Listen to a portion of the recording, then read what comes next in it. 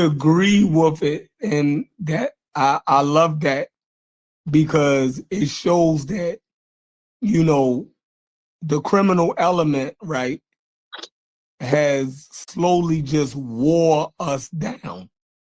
Mhm. It literally wore us down. You can go where black people actually were trying to be active agents in their community to fight against crime. They didn't want it around their kids, and you know what I mean? Like we ain't like that shit either. That's what I'm saying. The whole thing was, yo, black people were saying, yo, black on black crime is crazy. Meaning, we come from a period, right?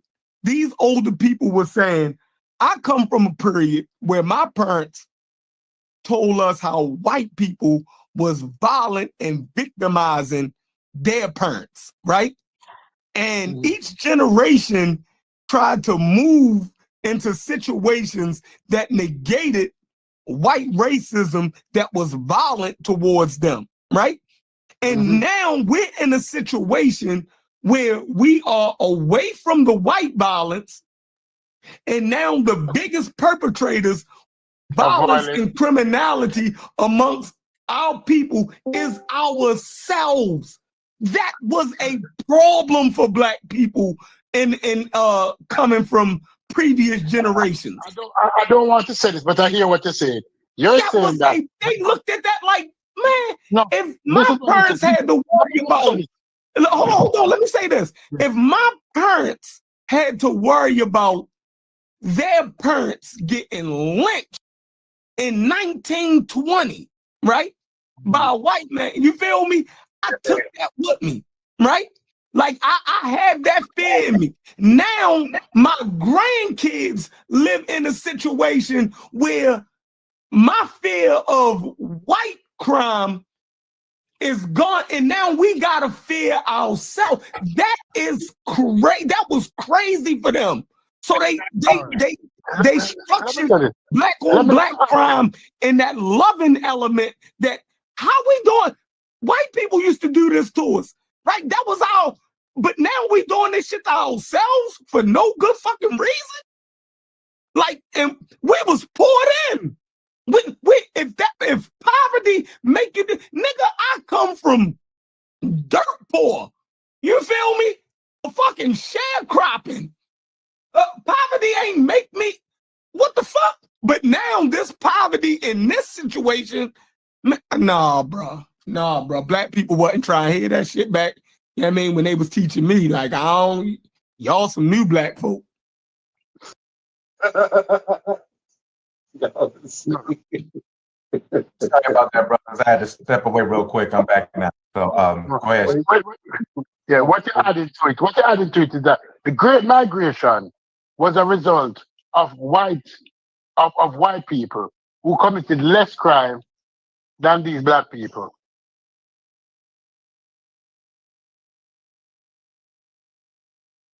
What happens to these? The Great Migration, where white folks, where black folks run from the South, is a result of suffering from white people. Yet still, exactly. Now, what is happening is that black people is faced with more injustices than white people. But where they're going to run to? There's no way to run to. There's no way to run to. I understand what you're saying. And that's the argument that is going to, we can't win. We can't win. There's a missing historical analysis that's important with this, and I don't have enough time to go into details with it. But to be fair, Chef, the direct lineage that you're connecting in terms of social history isn't fair to the black folks that was already experienced white on black violence within the North and within the Midwest. From European immigrants coming here in the early 20th century. I'm not excluding it. You can shed light on that. I'm not excluding it. Go ahead. Okay, got you. Because when we look at a lot of the Germans, a lot of the Irish resettlement, some of the early Jews, up here in Minnesota, particularly the Norwegians and Scandinavians, these white folks was violently harsh and hostile against black migration coming up here to the Midwest and the North. And so that white on black violence was not only a visceral thing, but those black folks coming up from those rural and southern areas also had to deal with the perpetuated violence of what they saw in white folks here. Now, with that prevailing piece, yeah, there was a component, and there's a book that I'm going to reference with that. It's called Sweet Liberties. It's like Sweet Liberties, the civil rights movement in the North. I'll get the exact title for you. But he breaks down these different fronts and fights in New York and Pennsylvania and Philadelphia, Philadelphia, New Jersey, Chicago, Indiana. And he talks about the interactions between not only the violent arm of white antagonism against black bodies of those migrating north, but he also talks about the array of systemic structures of what black families from Alabama and Mississippi experienced as they settled in Chicago and settled in Gary, Indiana, settled in Minneapolis and St. Paul, and settled in Milwaukee. And they ran up, but they didn't come here and get settled in and then just kind of like, oh, I got this job and I'm ready to go and my family is doing well. The vast majority, not all, because we're never talking about the full picture.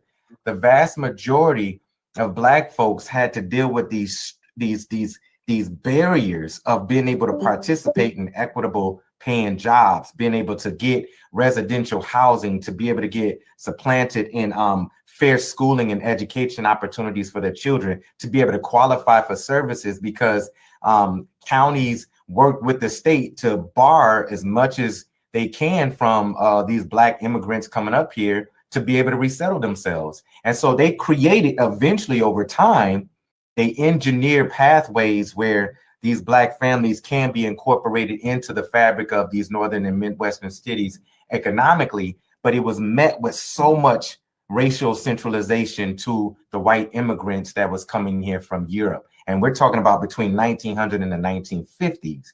And so there was, even in amongst that, you dealing with a whole bunch of European groups that didn't like each other either. And so the violence that was primarily perpetuated in these northern and midwestern cities was white folks beating up white folks. And they took a lot of their economic and social transgressions out on the black residents that were just starting to get populated and coagulated here in these subjugated cities. And so not only did white folks have to deal with restrictions from society and the county and all of these different municipals restricting them and marginalizing them to the outskirts of participation, they had to deal with the subjective poverty that existed because of that. And they found familial ways to build resourcefulness amongst our community to be able to counteract that. But they also had to deal with the violence that was coming from these immigrant groups who was looking at the black worker as a threat to their livelihood and sustainability. And so at a certain point, when you start seeing in the societies in these various different cities engineer different mobilities for white folks to not only participate, but get some of these factory jobs and create mobilization for them to move to the outskirts of suburbs, it left many of a desert hole of black folks in these urban cities as we begin to expand and swell up the rankings of these Midwestern and Northern cities. And from that point on, you start seeing the entropy. Jawanza Kunjufu calls it entropy, where the easiest target of people who's facing poverty and economic deprivation is to turn on each other in order to survive. And I think that analysis is critically important when we're looking at what you're saying and making that there's a connection. Sometimes it's subtle and sometimes it's hard to see it, but there's a connection between how some of those generations who experienced sharecropping and how they came up here and had to reacclimate themselves, and they experienced a different form of racism, which some of them, if you look at that CBS special that was posted, I want to say 2 months ago, I'll try to see if I could find it again. You had black families in Chicago, had black families in Des Moines, Iowa, who was like, if I'd known, this literally a father said this, sitting next to his wife and all the kids on him. He said, if I would have known that I was going to experience this much prejudice coming up here to the north, I would have stayed down in Mississippi where I was from. I think he was from Arkansas, but he said I would stay where I was from. And I think that's because they, and I'll land here, Black folks believed that the migration north was going to supply them with equal participation, opportunities, equitable jobs, all of these other pieces. And they found out that this form of racism just looks differently. I'll land there. And the term black on black crime, though I can agree with the term as Black folks are having these discussions internally. But once you take it to a national stage, I don't think the term is productive in that sense. No, it's not. Because It's not. it begins to isolate violent crime within a particular group of people. That's and right. what it does is it doesn't allow for the country to mobilize in a way to properly address it, because the crime bill and incarceration, that's really a short-term fix. But it was supported by black people out of frustration, right? I agree with that. I agree, and it was a mistake, because you have to really address the pathology behind what's driving the crime.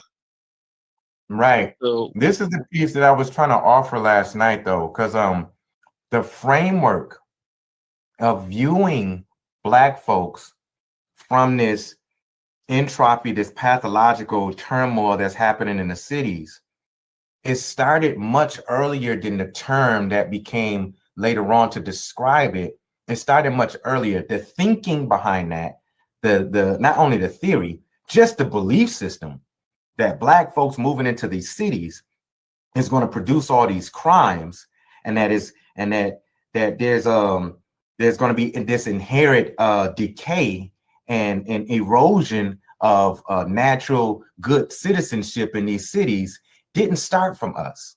The pathology is looking at criminality and Black folks' propensity to be criminals in these spaces. It didn't start from us. We just end up popularizing the term. That's why I posted that piece from Frederick Hoffman in the Discord yesterday, because he wrote that in 1896 at a time where Black folks was just getting their foot in some of these northern cities. Most of them started getting that on that freeway, and say freeway metaphorically, but they start really moving into these other spaces in these northern and midwestern areas, and some in the west, and trying to reestablish themselves. And those white architectures and theorists at the time was trying to warn these city officials through policy and through research and saying statistically, this is going to create a criminality amongst your element where they're going to turn on each other and create, chaos in your cities. It takes a little bit of reading, but read that piece on Frederick Hoffman, because when you look at a lot of people today who reference, like Fair just said, the problem with using Black on Black as a moniker to describe things, they point to that piece. They say he started this perpetual thinking around this and kind of this framing of this. And you didn't see it into the 50s and the 60s, where you start seeing white newscasters and certain journalists refer to the complications in our community as Black on Black criminality, this propensity towards it. And even then it wasn't statistically sound, but it was being utilized in various different pieces. You saw Black folks internalize the reality on this by the time 1973 Essence and Ebony promoted that piece that you posted. By then, it became part of our lexicon, borrowed from existing thought and research and framing that existed decades before that. That's what I was trying to elevate with those posts. That's not from us. We use it as a way to be able to describe what we were seeing happen in our community. But it's one thing to be able to use it as a descriptor and talk about it as a concept, but it's another thing to believe that this exists entirely on its own by itself, and it has nothing to do with the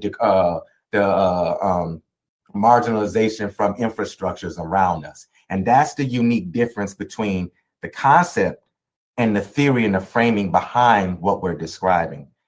And I'll end there because I feel like I'm kind of going in circles now. No, I like that that you brought up. I wasn't trying to restrict it to just southern Black plantations and sharecropping and the violence of the Ku Klux Klan. You know what I mean? So I'm glad you helped my argument. you know, that black people throughout the whole country felt as though there was white violence, you know, towards them, no matter where they was at, whether they was in the deep south or the north, there was white aggression. We felt as though there was white violence and aggression towards us. So I'm glad you pointed out that it was, you know, we felt that countrywide. But, and I appreciate that because that was my point. You know what I mean? But I went to the most visceral and harshest of our conceptualization, historical conceptualization of that. I always go to an extreme case so my point don't be missed. So we can all be on the same what's the name? But so if black people, yeah, and that's the point. If black people felt this way, you know, by the time it got to our generation, when black on black crime was actually talked about with black kids, right? By black people, right? Whether it was, you know, ministers, counselors, people in your community, there was a conversation about it amongst black people, and we didn't like it, and we seen that shit as a problem. And we seen it as a problem that was unique among black people. Remember, violence, I agree with y'all, violence is a local thing, right? Crime is a local endeavor. So if you go to a white community, the people that's committing the crimes in the white community is the white people. You go in the Mexican community, the people that's committing the crimes in the Mexican community is Mexicans, so forth and so on. So y'all can miss me with that little tidbit to try to school me on violence or crime as a local thing. Everybody know that. You're gonna miss the point if you right now. But when you talk about, you know, increased violence, right, with this gang warfare that these black people was trying to warn black kids to stay away from, right? The shit that kept whole communities in constant fear. Gang warfare. You dig what I'm saying? Motherfuckers having shootouts in the middle of the street, pulling up, just killing each other. Like it seemed, it was crazy for older black people. Then the drug epidemic, the violence that came with the drug dealers, and all older black people said, this is madness. We can't act like that's the same as the criminal shit that happened in middle class white America. What we gonna sit here and lie to each other? We gonna lie to each other right in our faces and act like the Bloods and the Crips and the Power and the insipid drug wars in our community is a normal thing that all of America goes through. No, it's not. That shit is largely black America, and it's a problem, and black people call that shit black. Everybody was talking about it in the black community. I'm not crazy. Everybody said that shit was a problem. I remember Teen Summit. I remember everything. They used to come to our schools and talk about it, try to, what are we sitting here? Are we acting like this? Oh, man. Wait, Chef, I'm confused. What are you hearing from I'm people? I'm hearing that it's that framing it that way, or black people actually trying to address it, even calling it black on black crime. That's exactly what it is. That's exactly what it was. I don't know no other way. I'm trying to. It's not just crime. It's something that's going on with black people that is doing this shit, like the gang warfare, the insipid drug wars in our community. That was something largely that we were dealing with. And I'm trying, if it wasn't black on, what was it? What is it? Because it's still going on. Y'all saying that you can't frame it as black on black crime. I'm trying to figure out then what is it? How was black people in the 80s and 90s wrong for viewing it that way or went down the wrong path? What was it? Like, what was it? What is it? If it ain't Yo, that. chef, can I add something on this? Because when I hear that phrase, right, when I first heard the phrase, right, what it made me think of that there was this unified group called black people, and that we shouldn't be doing crime against each other, especially violent crime. So that made me give people passes. They shouldn't have got a pass because I thought about their mother, their father, the impact of doing something with them. When before I would have did something with them. You understand me? I say it like this because I didn't want to be in the statistics of black on black crime. You understand what I say? So when I heard the phrase, I know how the media manipulated it and this and that, but I never looked at it that way. I looked at it the way you looked at it. You understand? Because back in the day, they didn't call it white on white crime. They called it the Jews versus the Italians, the Polish, because they didn't see themselves as this white conglomerate that we do. You understand? So they had their little division and this and that. But when they said black crime, black on black crime, then that made me think that, yo, wait a minute, there's like all black people I shouldn't be hurting any type of black person if I can avoid it. If I have to defend myself, something different. But Yeah, I can't go out with I see what aggression you're saying. to do something against any type of black person because I don't want a statistic of black on black crime. Yeah, but listen to what you said. You said Jews against Italians, and think about that. That's not our thing. Now, if you were saying, if it call that white on white crime, you know what I mean, that these white people seeing themselves as different from each other, I would say you're absolutely right.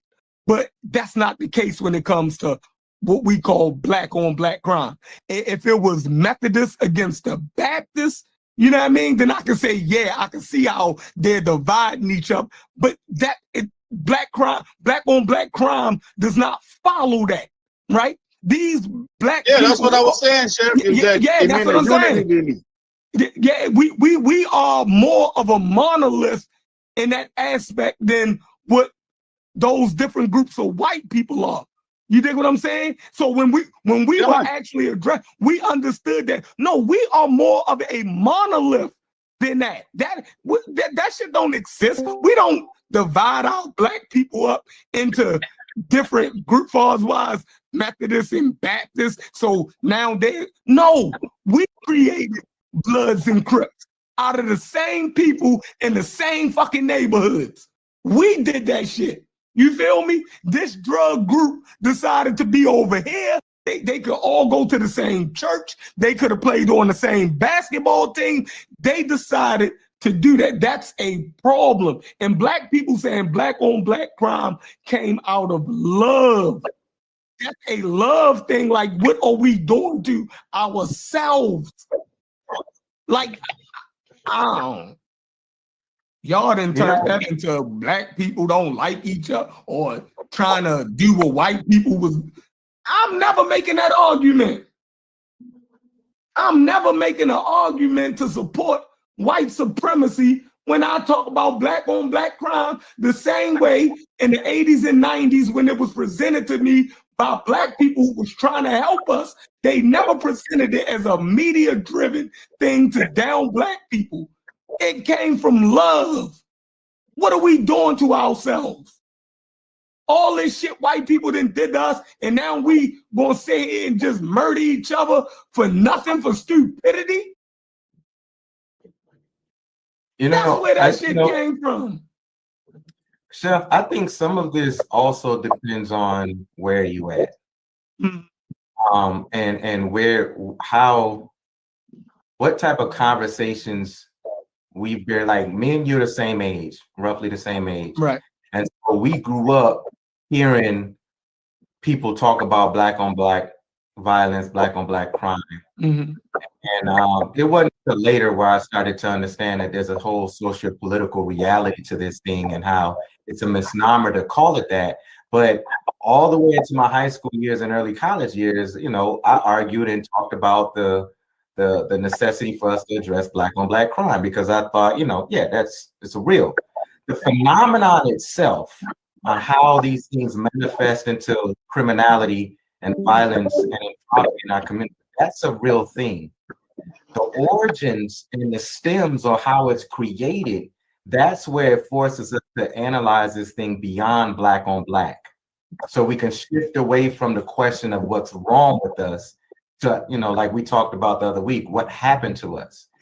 And depending on where we're at, here in Minnesota, the approach that I've seen in different programs, different organizations like the Way, Hospitality House, the Y, and the various different community centers here, they understood that the solution that we're going to put on the table is twofold. For one, we're going to address the mentality and the young brothers and sisters that's perpetuating this within our community.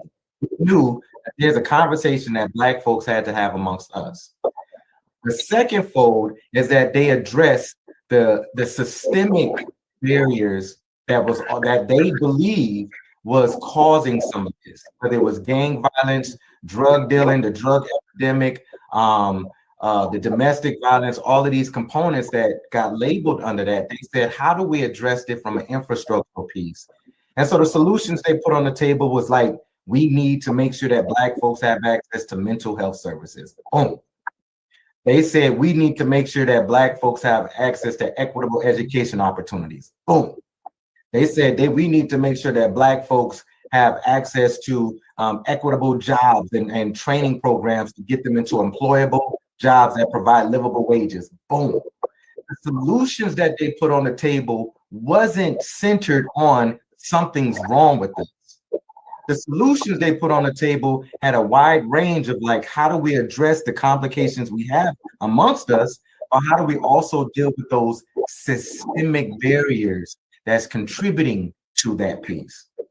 So whether we want to harp on the idea that Black on Black violence is like a real phenomenon that comes from some inherent neurological fucked up reality of who Black folks is, the solutions that I've seen here, particularly, and I'm speaking locally, that probably don't apply to Baltimore or New Jersey or Florida or Georgia. It doesn't apply to all those other spaces, but there may be some common thread. The solutions that I've seen put on the table to address this thing that we call Black on Black was multifold, that dealt with dealing with our own complications and dealing with those systemic barriers, because that led me to believe that the leaders, the think tanks, the people who understood Black on Black violence did not just believe it was something inherently wrong with us. They automatically knew, like, no, this thing is much bigger than us, and we have to deal with those solutions internally with this conversation and meet with legislators and policymakers to address it from an external position. So I'll end there. My question, Majasi, question. If you're saying that they knew better, right? But Black people supported it. Black people weren't forward thinking when they support many other solutions and the over-policing solution and the long sentencing they have. Is what Black people didn't realize that the communities were being decimated from the inside, like a social program, like a drug program. Why didn't they ask for that instead of asking for over-policing? That's the question I'm asking. Why didn't they ask for social program? Yeah, they knew that they knew that Black on Black violence was a social ailment that had an internal component. They didn't, and of course, that deals with Black folks' mistrust with the law enforcement, period. But you in Minnesota, here's the thing. That's what I'm saying. I have to speak locally. Some of us did advocate for more police presence in the community. And so this is where it gets complex. Some of us did. I don't know how universal that was, but some of us did. And so we understood the dynamic around Black on Black violence, and we understood that there was a piece that we have to address with, fathers not so-called being present in the home and mothers and the single parent homes. We knew that there was, some psychological pieces we had to deal with that's helping to perpetuate this thing. But the solutions that I seen put on the table out of the Twin Cities also said that in that conversation that we were having in the 80s and the 90s, we knew that this was a social element. It's like, yes, we begin to use Black on Black violence and criminality a part of our lexicon that dates back to the 1970s. The same way that we took on the reality of, perpetuating this concept of the nigga. But that doesn't mean that the origins of it comes from us. The nigga isn't a creation that comes out of Africa. The nigga isn't a creation that Black folks who were sold, the first one sold here, we decided, hey, we're going to invent this new identity called nigga, and we're going to perpetuate that. No, we understood that comes out of a socio-political reality that was forced on us, that eventually we just picked up on it, and it became our way of seeing ourselves in the world. The same way Black on Black violence is something that was framed and constructed beyond our community to describe and pathologize our community, that eventually, because of our scholastic relationship and related connections to journalism and media, we've adopted the term and use it as a descriptor to be able to explain the phenomenons that we're seeing in our community. That doesn't mean it started from us. We just used it. But when we look at the solutions, we realize, at least in Minnesota, the solutions tells me, like, we don't think that something's wrong with us. We think that we have. No, something is wrong with us, Majas. If we're attracted to the worst description of ourselves, something is wrong with us. That is what Chef is saying. If we're attracted to the worst of how people describe us, if we're attracted to being a nigger, and now consider ourselves en masse as niggers, or as see Black on Black crime, something is wrong with us. We can't have it both ways. We can't have it both ways. That's a complex thing. It is. It is both ways. Yeah. It is both. There's some people who've been at the table helping to address this, where their solutions is like, Black folks just got problems and we got to deal with it. And they've created some powerful mental health practices. They've created some powerful cultural programs. They've created some powerful partnerships with education structures here.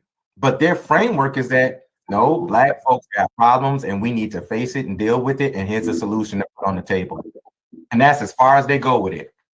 And we have to acknowledge that, accept that, embrace that.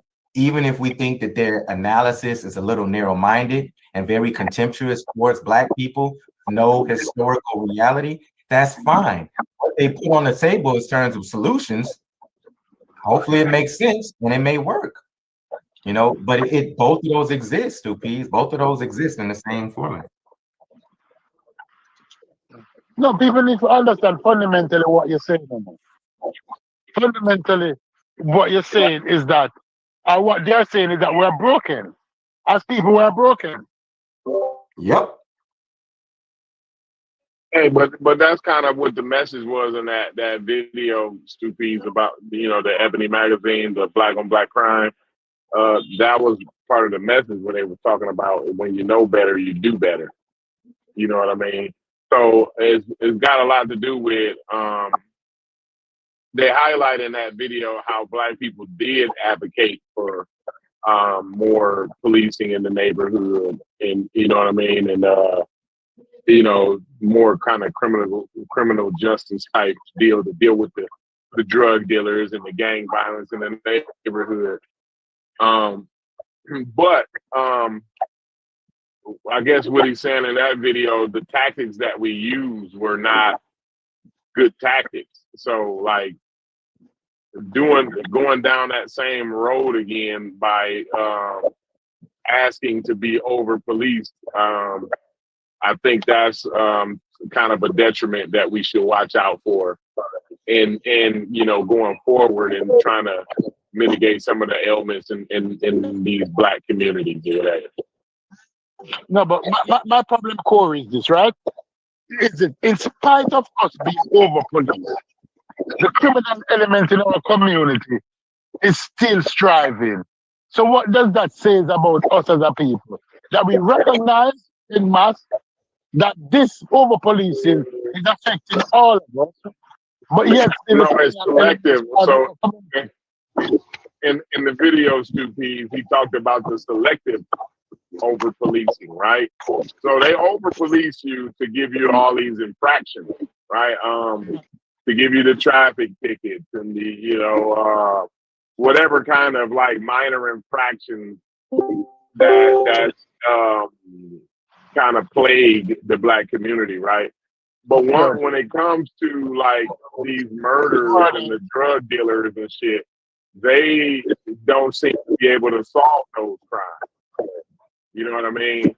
So they only over police to flex the arm of revenue. Did you? I'm taking. He just wants to get rid of it. I told you to tell him 2G. He was gonna try to start him at 2,500. I asked him. I said,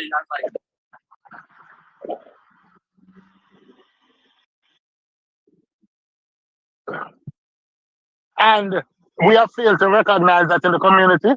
Is that what we're saying now?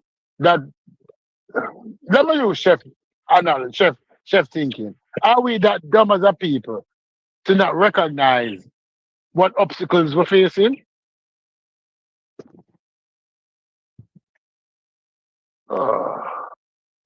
Somebody's conversation give me some headaches. I can't know.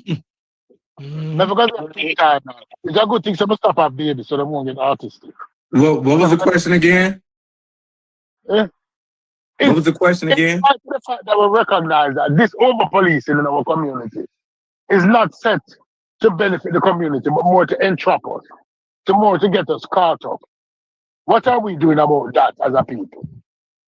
Mm. Mm. Right. So that's what I'm saying, CP. I had another conversation on, but that's what I was saying, CP. The over policing is not to solve those issues that you guys are talking about, the drug dealing and the violent crime, right? The shootouts and the murders and all of that, right? What the over policing is there for is it's there to flex the muscles of the armed revenue. You see what I'm saying? So basically they're there to redistribute the wealth from the poor community to the top. That's basically that's what over policing does. Because even when you look in down there in Kentucky or wherever, you know what I'm saying? In those hollers, those people are over policed too. You know what I'm saying? And it's the flexing of the arm of revenue is what it is. You know what I mean? It's not to mitigate any serious crime ailments, or to help the overdosing that's going on in those communities. You know what I'm saying? And it's the same with the black community, bro. Like they're there to give you the traffic ticket. They there, to serve a warrant. They there, when somebody stole something from the store. But this little boy got shot during some drive-by, and then we don't know who did it. It's a whodunit. You know what I'm saying? And that's why the criminality is able to thrive in the way that you ask that question to be. There must be something wrong with us because the criminal element is able to thrive. You know what I'm saying? And it's the criminal element is not the majority of the black community. It's a small percentage of the black community, and they're helped. They're assisted by the local authorities. So when they doing all the shooting and acting a fool and selling dope, the police ain't out there, right? But when your son is on his way back from school, he gets to stop and frisk. You see what I'm saying? And he get the joint found on him. You know what I mean? So they there for that, but they ain't there for all the other parts. So that's why I wanted y'all to watch that video, because he hits a lot of that, you know what I'm saying? And it kind of broadens the conversation out a little bit, you know what I'm saying? And plus they go over a lot of those articles and he was able to kind of take a timestamp from the early or the late 70s, early 80s, you know what I'm saying? When kind of that article was based on and when that black on black crime was kind of prevalent, the term, I guess, was kind of prevalent in the black community or whatever. So yeah, that's all I wanted to bring. The murders and the violent crimes are an excuse for the over policing. So if you reduce the murder and the violent crime, then you wouldn't have that excuse to over police these neighborhoods. Is it a horse and carrot situation? Absolutely. That's why and this is why, again, they're assisted. Those criminals, those drug dealers and murderers in your neighborhood, they are assisted by the local authorities. The police help them to continue their criminality. Whether we realize it or not, whether the police realize it, whether those gang members realize it or not, that's exactly what's going on. And if you want, I think again, I'm wearing Chevron's car on this, right? If you want them to put that bullshit out your neighborhood, you're gonna have to stand your motherfucking ass up. Go outside while them little young niggas are out there with their switches, right? And they Draco, you gonna have to stand your ass up and go out there and tell them motherfuckers to get the fuck on. That's what you going. If y'all wanna stop that in y'all community, you got to stand your motherfucking ass up, nigga. That's it. That's it. That's it. That's it. Yeah, and then the police come. The police come after that. Like, but the community got to do their job. Now I see not a rock is being sold outside of my house. Exactly. You wouldn't have that. You wouldn't have it. Corey. Nope. Corey, well, all of that equity that you have in your house, you're not letting your community go to shit. If you see some young dudes in your alley, you know what the fuck they doing. You gonna come out there and say something, and guess what? They gonna respect that shit. When I was young, you know what? It was always adults and men that said, yo, y'all better take that shit over there. And we did that shit. You feel me? Yep. Like, y'all ain't gonna be right here doing that shit. You feel me? Men would stand up and say that shit. And guess what? We moved. We ain't like him. We called him a coon. He a bitch ass nigga, but we got the fuck away from his property.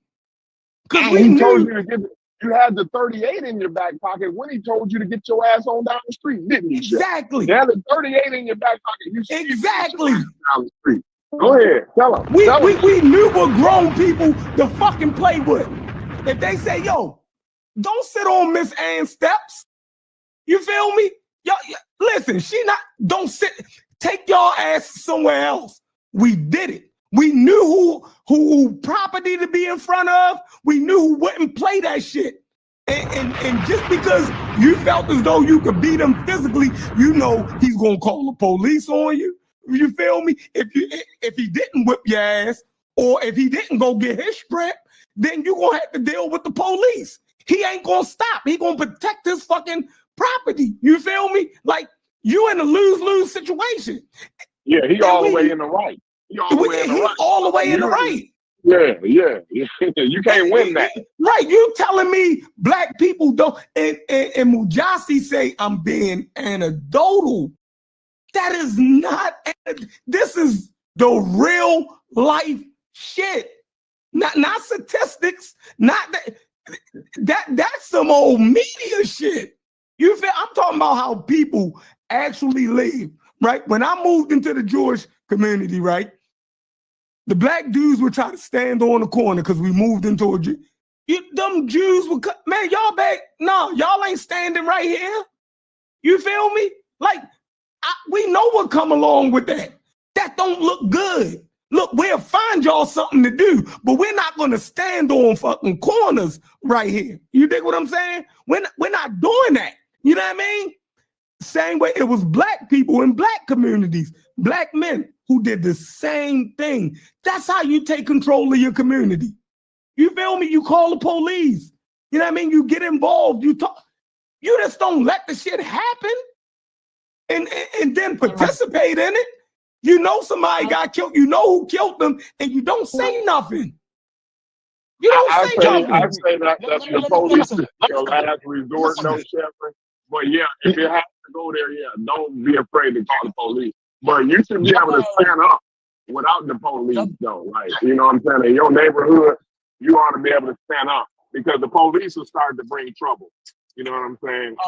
They gonna wind up bringing trouble to you in the long run. So yeah, but I mean, like I said, don't ever be afraid to call the police. Right. Yeah. Use that as a last resort. Let me say this. So Jeffrey is agreeing with Jabari then. Because a couple of years ago, Jabari in the conscious community. He was and they joked Jabari. Jabari was supposed to call the fucking police. He was the listen, I'm not letting my community 400 times. Man, this man got a $400,000. Oh, what? How much is them brownstones in fucking New York? About $1 million, $2 million. I mean, he posed a $1 million home. The $1 million home. He posed to allow bullshit around that. He posed to let the value of his equity drop because for some niggas that don't even bring value to that man, y'all niggas crazy. I'ma say it. Yeah, but y'all niggas crazy. Hey, you know they try to call Jabari a coon because I know. he had a professional.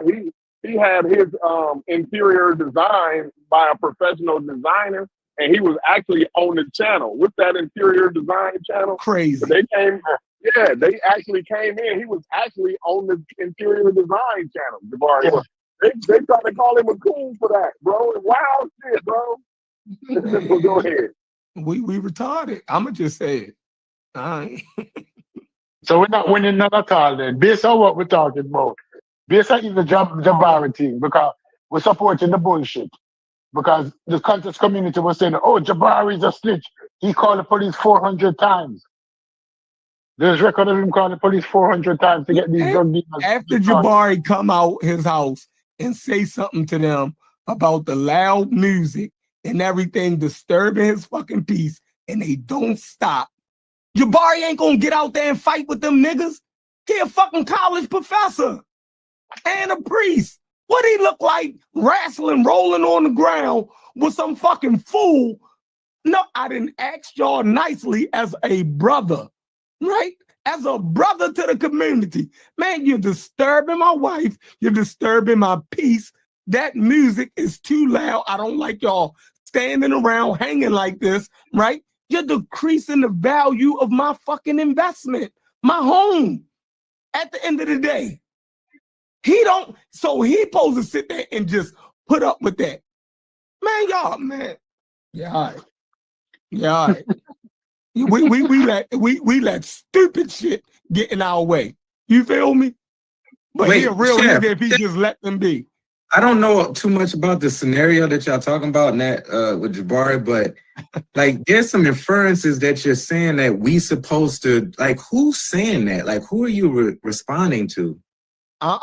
That's a sentiment in that community that you don't supposed to call the police. You don't supposed to. You dig what I'm saying? You supposed to let Jabari a coon for calling the you supposed police. to let kids be kids. You all this old silly shit. Somebody said so. They said that in response to the brother calling the police. Yes. Yes. Oh wow. Okay. Yes. After he asked them numerous times to cut that bullshit out in front of his house. Now he supposed to get out there and physically assault one of them. Right. He supposed to roll a taxpaying citizen. Supposed to roll around on the ground with that's what I pay taxes for. I'm not injuring myself. Corey gotta go to work tomorrow. Fuck is he gonna injure himself for rolling around on the ground with you? You feel me? When he gotta be up 3 o'clock in the morning to go to work. Why would he do that? That don't make no sense. Yeah. It makes no sense. And Jabari been going through this for years though. Like this ain't nothing. Like that's why I didn't hear the recent story, right? But I've been hearing about this for 5 years. That he been dealing with them niggas outside his house for 5 years. And believe me, I don't agree with none of Jabari's ideology. But as far as what he's saying here, what he's dealing with here, yeah, I agree 100%. You know what I'm saying? Like, he should have been calling the police on them niggas like 3 years ago. Because I didn't ask your bitch ass. Yeah. If I didn't ask your bitch, now you about, I laugh at people like that, right? That they the people that you laugh at because the brother gave you every fucking warning to stop. You feel me? Oh, that motherfucker, you know what I mean? College, but he a coon, he a clown. I don't know what terminology is in New York that you use to just disrespect another grown man, like when he's asking you to get off his fucking pride. It was a case in Baltimore. This young black dude brought a house, right? Not too far from me, where I grew up at on Shirley Avenue, right? And it's like a break in the row houses where you can cut through. It's a utility break, right? That they had where you could cut through the houses to get to the utilities and stuff, right? I remember the story, but go ahead. The young drug dealers were actually stashing drugs in that little cut, right? Where they had their little drug operation going on. So the young brother, he was a young brother. They was around his age. He was in his early to mid 20s, right?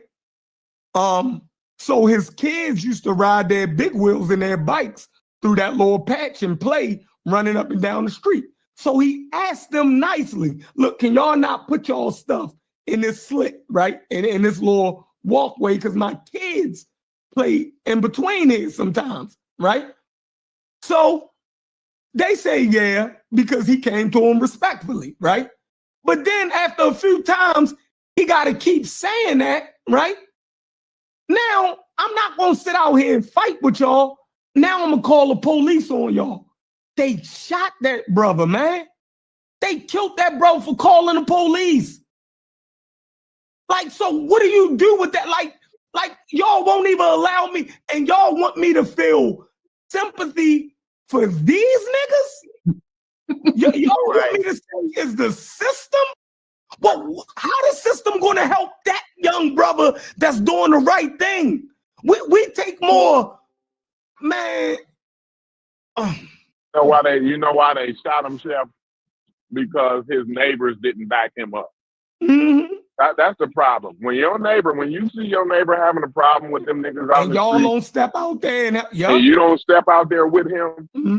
then you only helping the problem. You're only helping the problem. And then the thing with the police do, right? This is why I said the police should be the last resort, right? You should go out there and you should pump some fear in them niggas' hearts, right?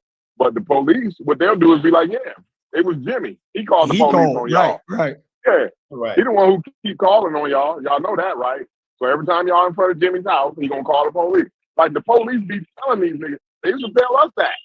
They used to tell us who called the police on us. Wild shit, bro.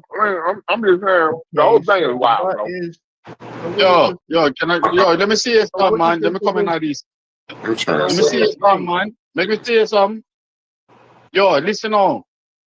I want to know this, man. Do we have this like nostalgia or propensity for violence, right? Because those niggas out front of Jabari, us, are the same people that have missed the old Brooklyn when Brooklyn was violent and Brooklyn was dangerous. Like, and we have this now, like no, I mean for real, man. They don't remember when Brooklyn was safe. You understand what I say?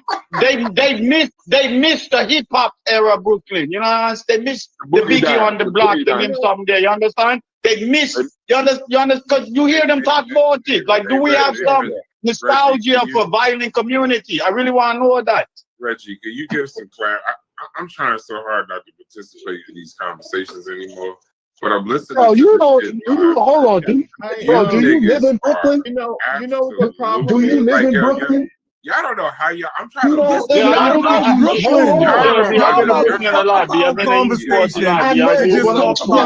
in Brooklyn. When we're talking about a problem, we're talking about a problem. We ain't trying to talk about one neighborhood. We're talking about a problem amongst black people. Hey, that's the issue. Reggie's actually. I know that, bro. I was going to add to that. Okay, Reggie's actually from New York, and Slade is actually from New York.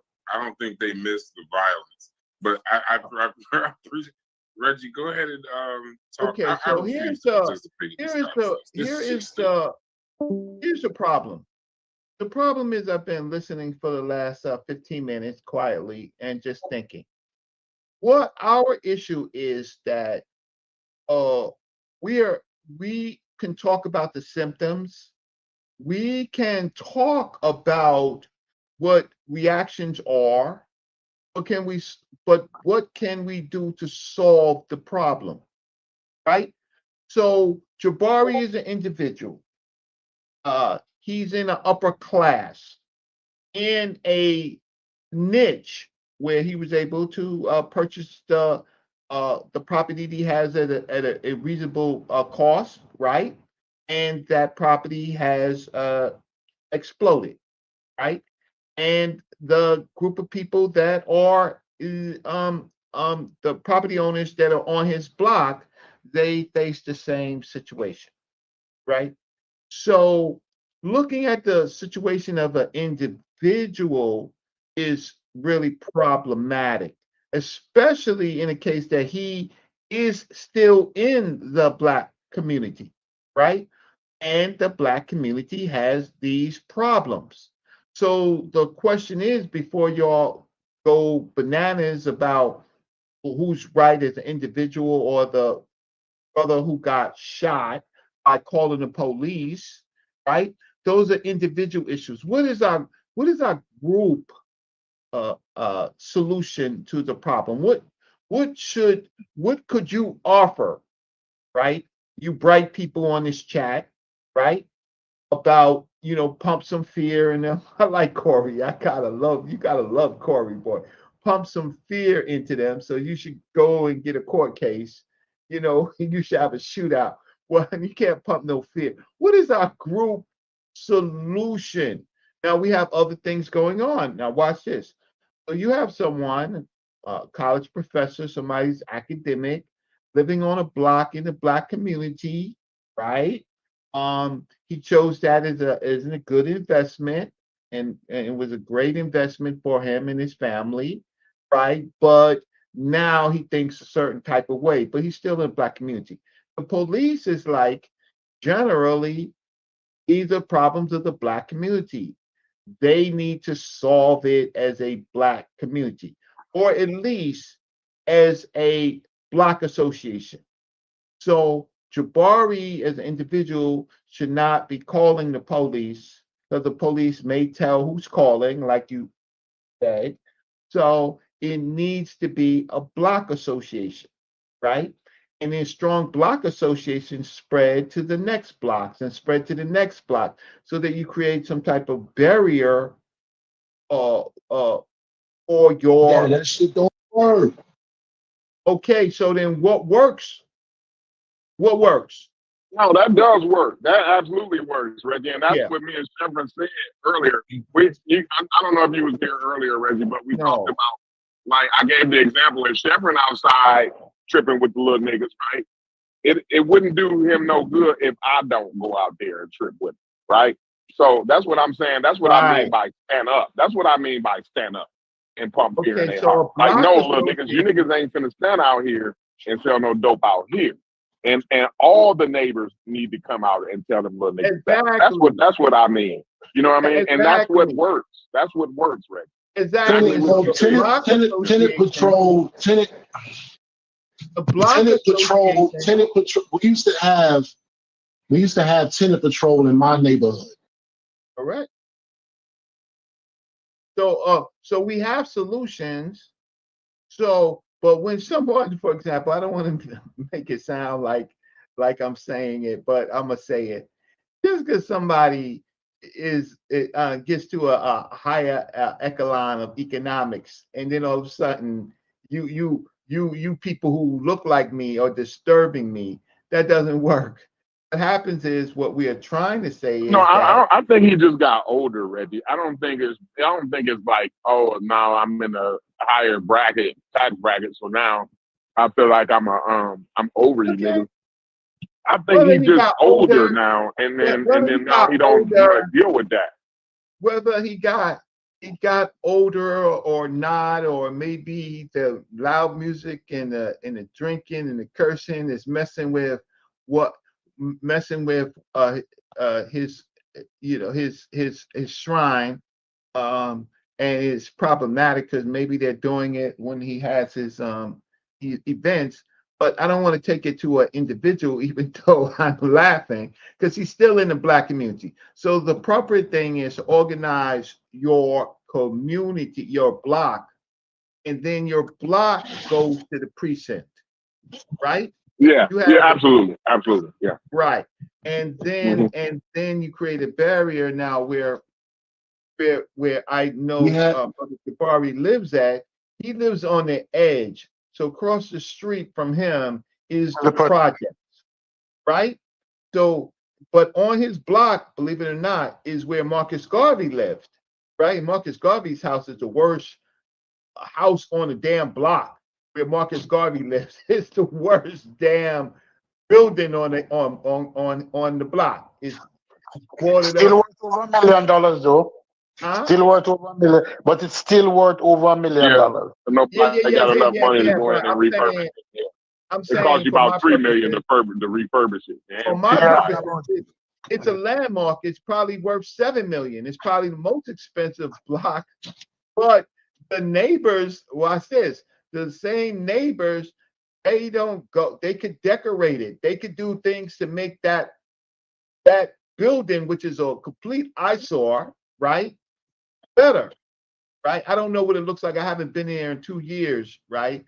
But they themselves is caring about their own selves instead of going up and saying, you know what, we are going to decorate this eyesore. So there's problems within problems.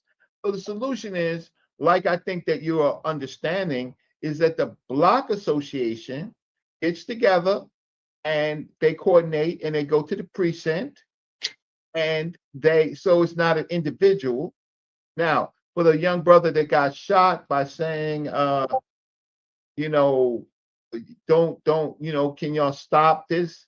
Well, the problem is with that is that this is they have designated that as a drug community. The young brother should not have done that by himself. He should have at least organized the block association, or think about possibly moving, because it might be out of his hands, because the police are involved in this action too. They get paid off.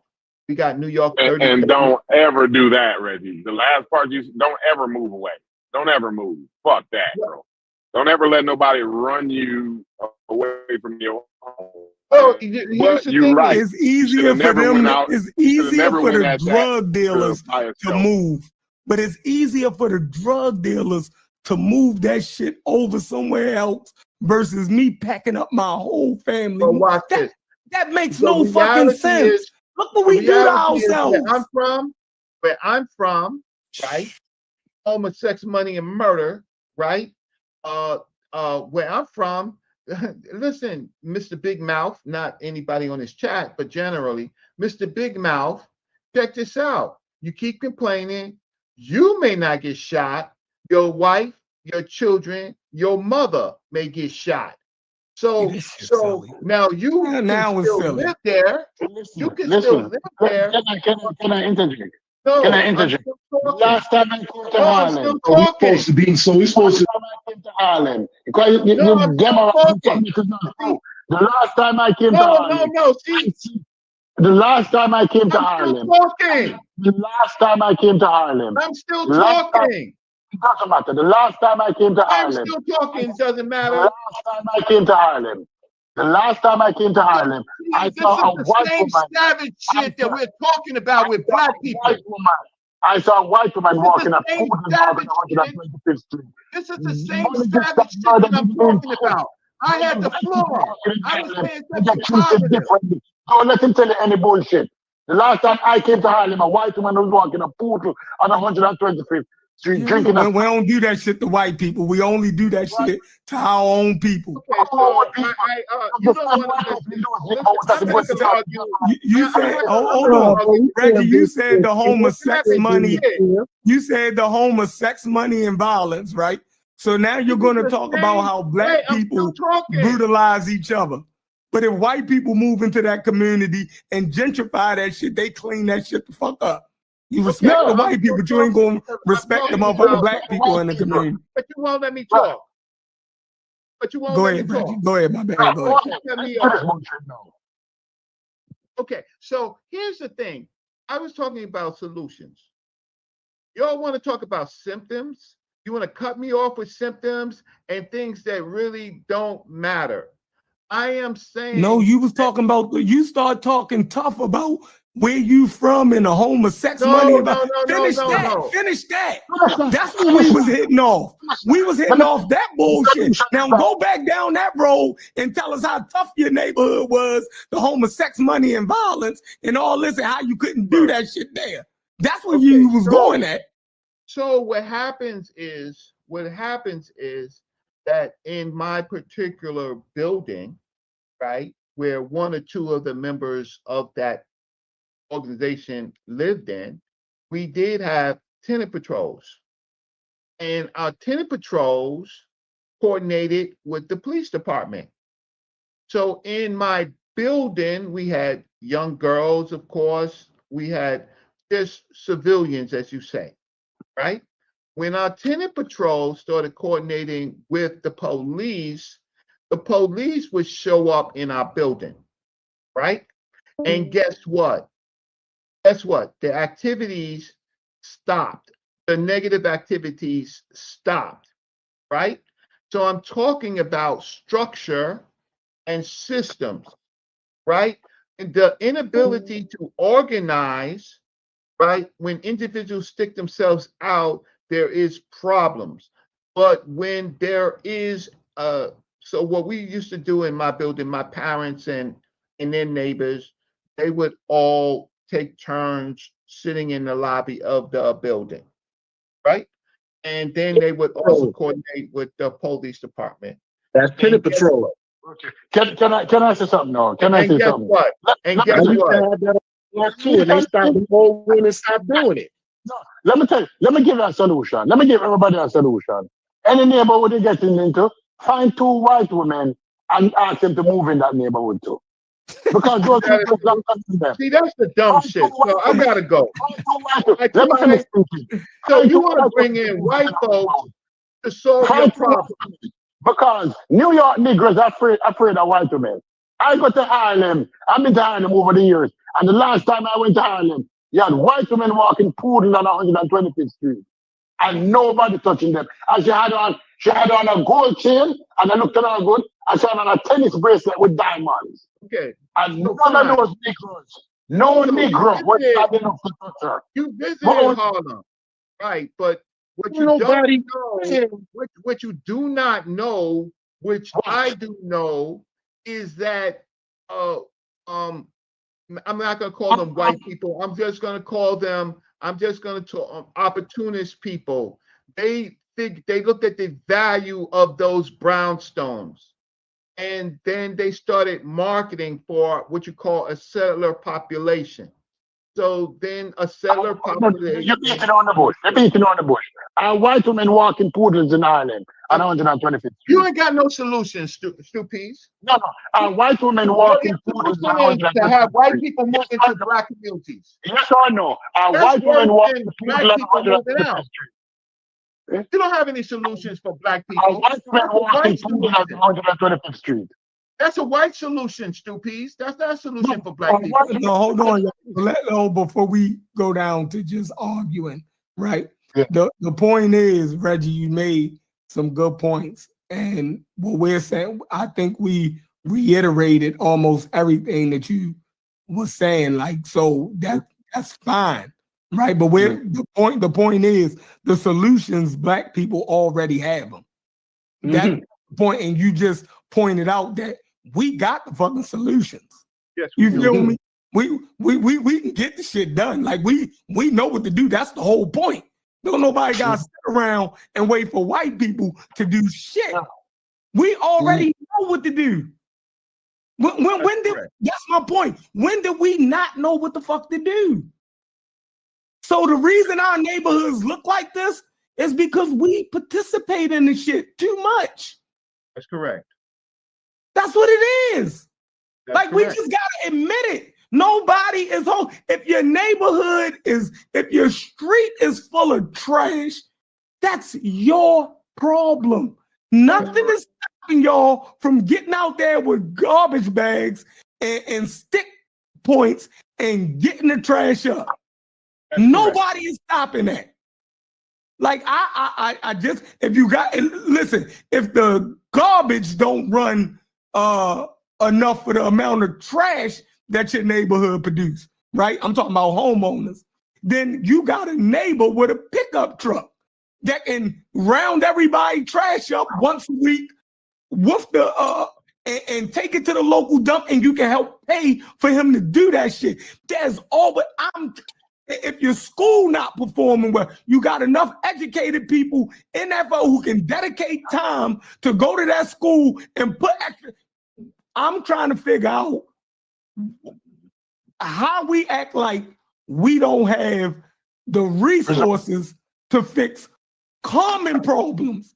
That's correct. That we think we got to call a white man in to fix common problems.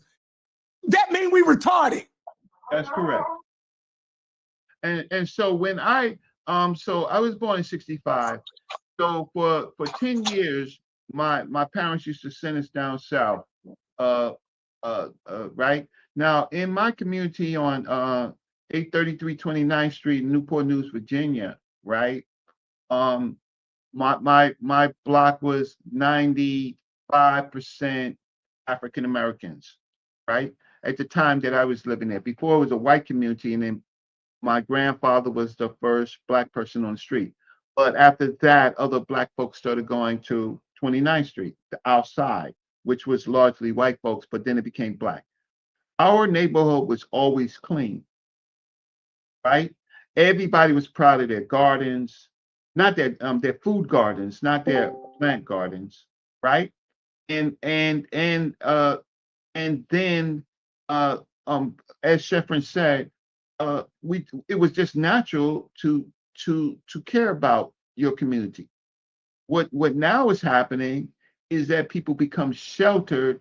They come in from work, they turn on their TV, they kiss their wife, and they try to have some semblance of their own personal social, but they don't communicate with their neighbors. They don't say hello to the neighbors. They don't organize. So Sheffrin is correct. We have the solutions. We have to. That's why history is there. We have to remind ourselves about the history. Jabari's block used to be one of the most vibrant blocks in Harlem, right? Garvey. But Reggie, you can't blow past that. You made a crazy point that nobody said. What happens today, Reggie, and it was genius. It was so simple, genius, right? What happens today is I get off of work, I pull up in the driveway, my neighbor is sitting outside, you know what I'm saying? What happens is I don't even go over and sit down and have a beer with him. I go straight in my house. You see what I'm saying? I don't sit down, and we don't have the barbecues. We don't have when the new person buys the home on the block, right? We had 2 new homeowners on our block. I don't even know their fucking name, bro. I don't even know what their name is. We got two young couples. They look like they in their 30s, right? And they just bought their houses. One bought their house like 2 years ago. The other one just bought their house last year, right? Two new homeowners on the block. I don't even know what their first name is, bro. It's crazy. So that's a big problem, and yeah, that was a good point. And it starts right there because Corey, you was trained. You know what to do, and you know that people are not doing it. So in these communities, you have a welcome party, right? People come over and bring things to your house, introduce themselves, and you let them know what they're getting into, what the neighborhood is. And we don't do it no more. Right. The old ladies don't bake the banana bread and take it over there to the house no more. Like none of this shit like where my grandparents used to. Right. You know what I'm saying? Even in my dad's neighborhood, like I can remember when he first bought his house. You know, I was like 10 years old, right? And he got to the neighborhood. Everybody came in. he did a barbecue, and the whole fucking neighborhood brought their kids, and I met their kids and shit like that. You know what I'm saying? We don't do that shit no more, man. That's a big issue, bro. I think that's one of the that issue. I think that's been understated. How big of an issue that is, especially in some of the more lower income communities. I think that's needed more than like in my neighborhood, right? We need it in my neighborhood, obviously, but I think like in the lower income communities, that's needed even more. You know what I'm saying? But go ahead. So you and Chef Corey, you have to listen now. When people go to the suburbs and the white people do that to them, right? They call it being nosy. They want to know it too much. That sentiment is in the black community too. Where if you do that, people consider you like intruding on their space. You're trying to, you understand? So you have to remember that, man. Absolutely. Yeah, it is. It is. That's the truth. That's a good point. That's a good point. So see, here's the thing is, so America has changed. America, not just the black community, America has changed too. White communities are like this too. Young, if you go upstate New York, most of the young white people that we call white, decline the skin, right? A lot of them, they inherited their parents' house, right? Their grandparents' house. And you can look at the yard sales that they're basically selling everything for methamphetamine and other type of things, right? So America has changed. So now we live in a world of Great, social America. Yeah, that happens. One thing about it, bro. When I hear people describe things that go on in their community, it goes on in my community, and you see it. You know what I mean? So, like, absolutely, I see these people who. So, in the neighborhood where I grew up at, that my dad, where my dad bought his first house at, right? It was mostly white kids over there. Now, all of those kids own those houses now. But that neighborhood is fucked up, bro. I don't even recognize it no more, bro.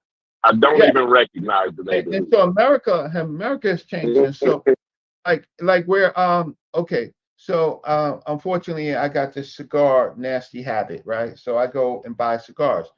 So I go to 207th Street, which is in 207th Street is part of a major corridor in the Dominican neighborhoods, right?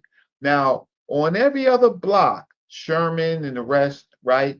There's gang activity, there's people selling drugs, there's loud music, there's those motorcycles, every other block. But guess what?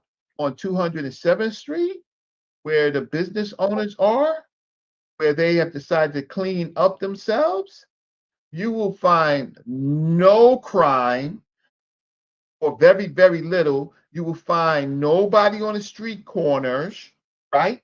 Because the businessmen or the people who were formerly something else, who have cleaned up their money and have establishments, right? And most of these stores, the build out is at least $150,000 just for the build out, right?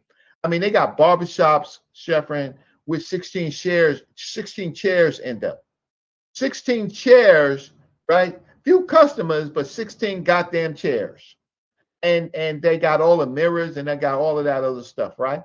But what I'm trying to say is that community has decided 207th Street, you could do it everywhere else, but not on 207th Street. You try to use your gang colors. I don't care if you Dominican gang or what, you will disappear, right? So what happened is now when you have these business corridors connected to the residential communities, right? And you have a people, a vested interest of people trying to make money, then there is a zero tolerance. We've forgotten all of this. We have become nuclear family, all of America largely, nuclear family, right? The unsuccessful ones, nuclear families. And that is what's killing us. So it's not necessarily a black problem, it's an American problem, but we have forgotten that the success that we had for many years because we don't organize. Organizing is just doing what Corey's saying. Hey, how you doing? You want a beer? My name is my name is Reggie. My name is Corey. How you doing? I didn't get a chance to welcome you, but hey, wow, I'm in construction or I'm in investment and stuff like that, and I didn't get a chance to meet you, but hi, how you doing? Right?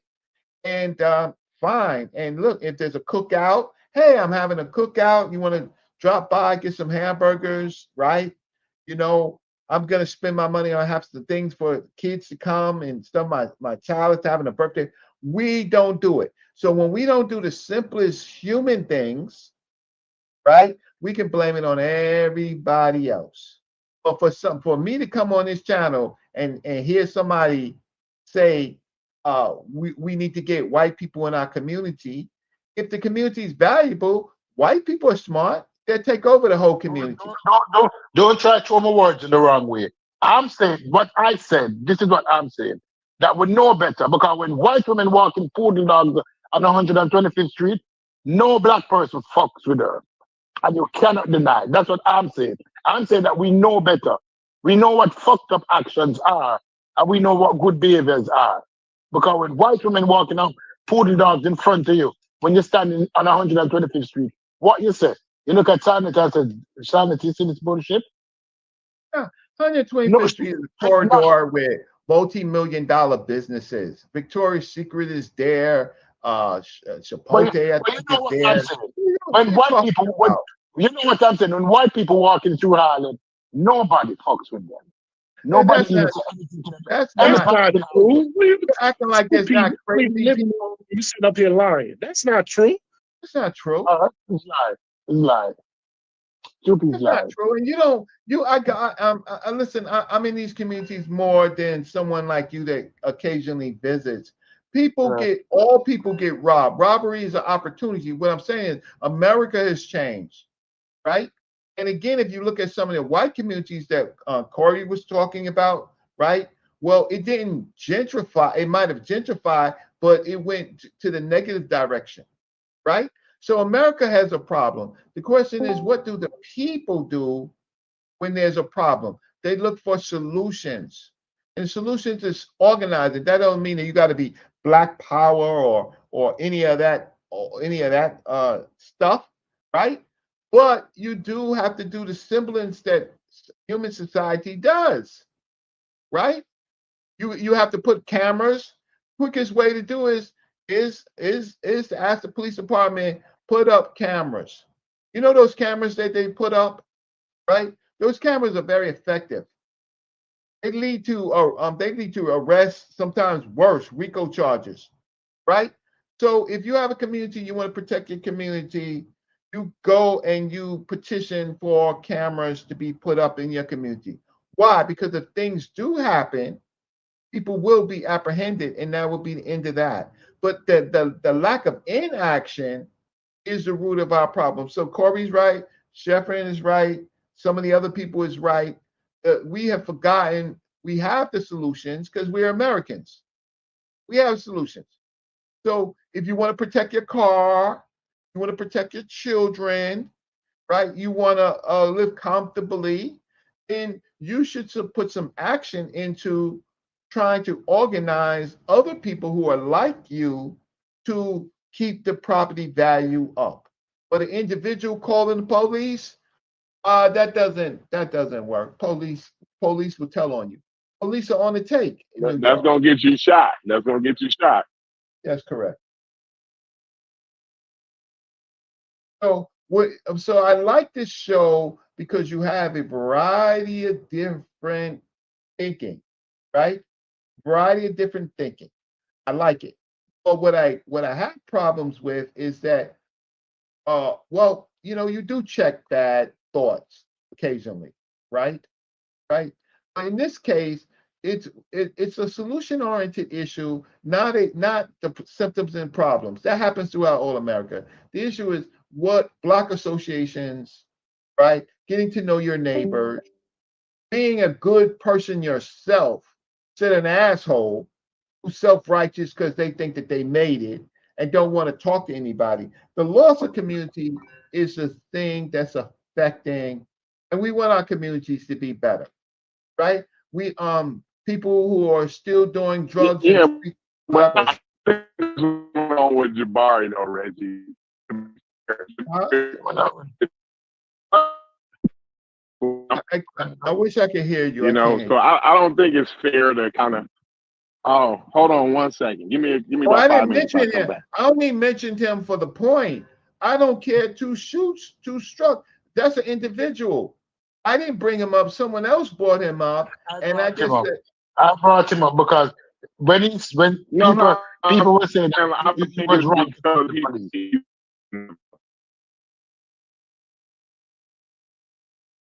People were saying that he's wrong to call the police, and we were arguing that it's not wrong. We were making arguments that he's not the wrong. They have to structure, protect the community.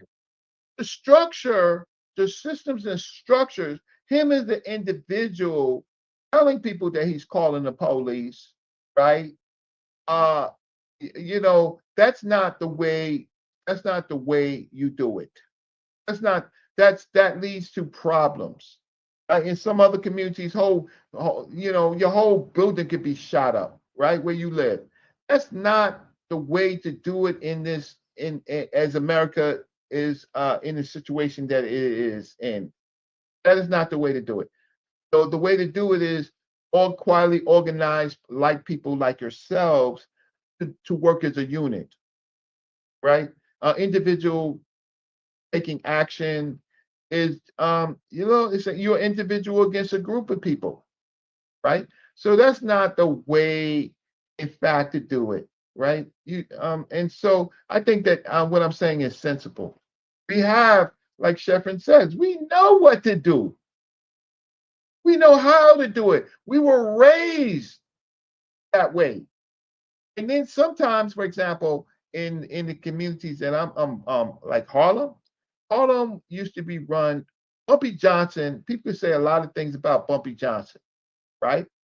But Bumpy Johnson was about community control for his business, which was numbers, and then later on drugs, but not necessarily drugs in the black community. It was um it was Nikki and Nikki Bonds and Frank Lucas who who turned our communities into slums, right? For their own self righteousness, right? But Nikki was so powerful. I mean, not Nikki. Bumpy was so powerful when after they killed Malcolm, he went to the Nation of Islam and says, "Okay, you know, you did what you thought you had to do. Okay, but we're gonna bury this man, and you're not gonna do nothing to his family, right? Y'all had a problem. Uh, you know, not saying that the Nation of Islam actually committed the assassination, but all this extra climate of hate, okay, it's over. And Nikki enforced that. Nikki enforced that. And Nikki was basically saying, look, you got your organization is strong, I know, but I got an organization too, and we a little bit more ruthless, right? Don't just everybody put down their swords and let's just kind of move on. Malcolm is gone, but Nikki controlled those blocks. So it was up until the, let's say, maybe 72. Uh, Harlem was a different environment in 72. Uh, After 79 to the 80s on, uh, yeah, it was really, really, really problematic, right? That's Harlem. And then the outer boroughs, uh, well, everybody ran to the outer boroughs because there was less community controls. There was mixed communities. People didn't like each other, right? And so I'm like Brass. I'm like to the rest of Trimedia and Corey and Sheffrin. Look, we have solutions, but all this craziness as if we don't know what to do is bananas. I'm gonna turn off my mic. Thank you for letting me talk.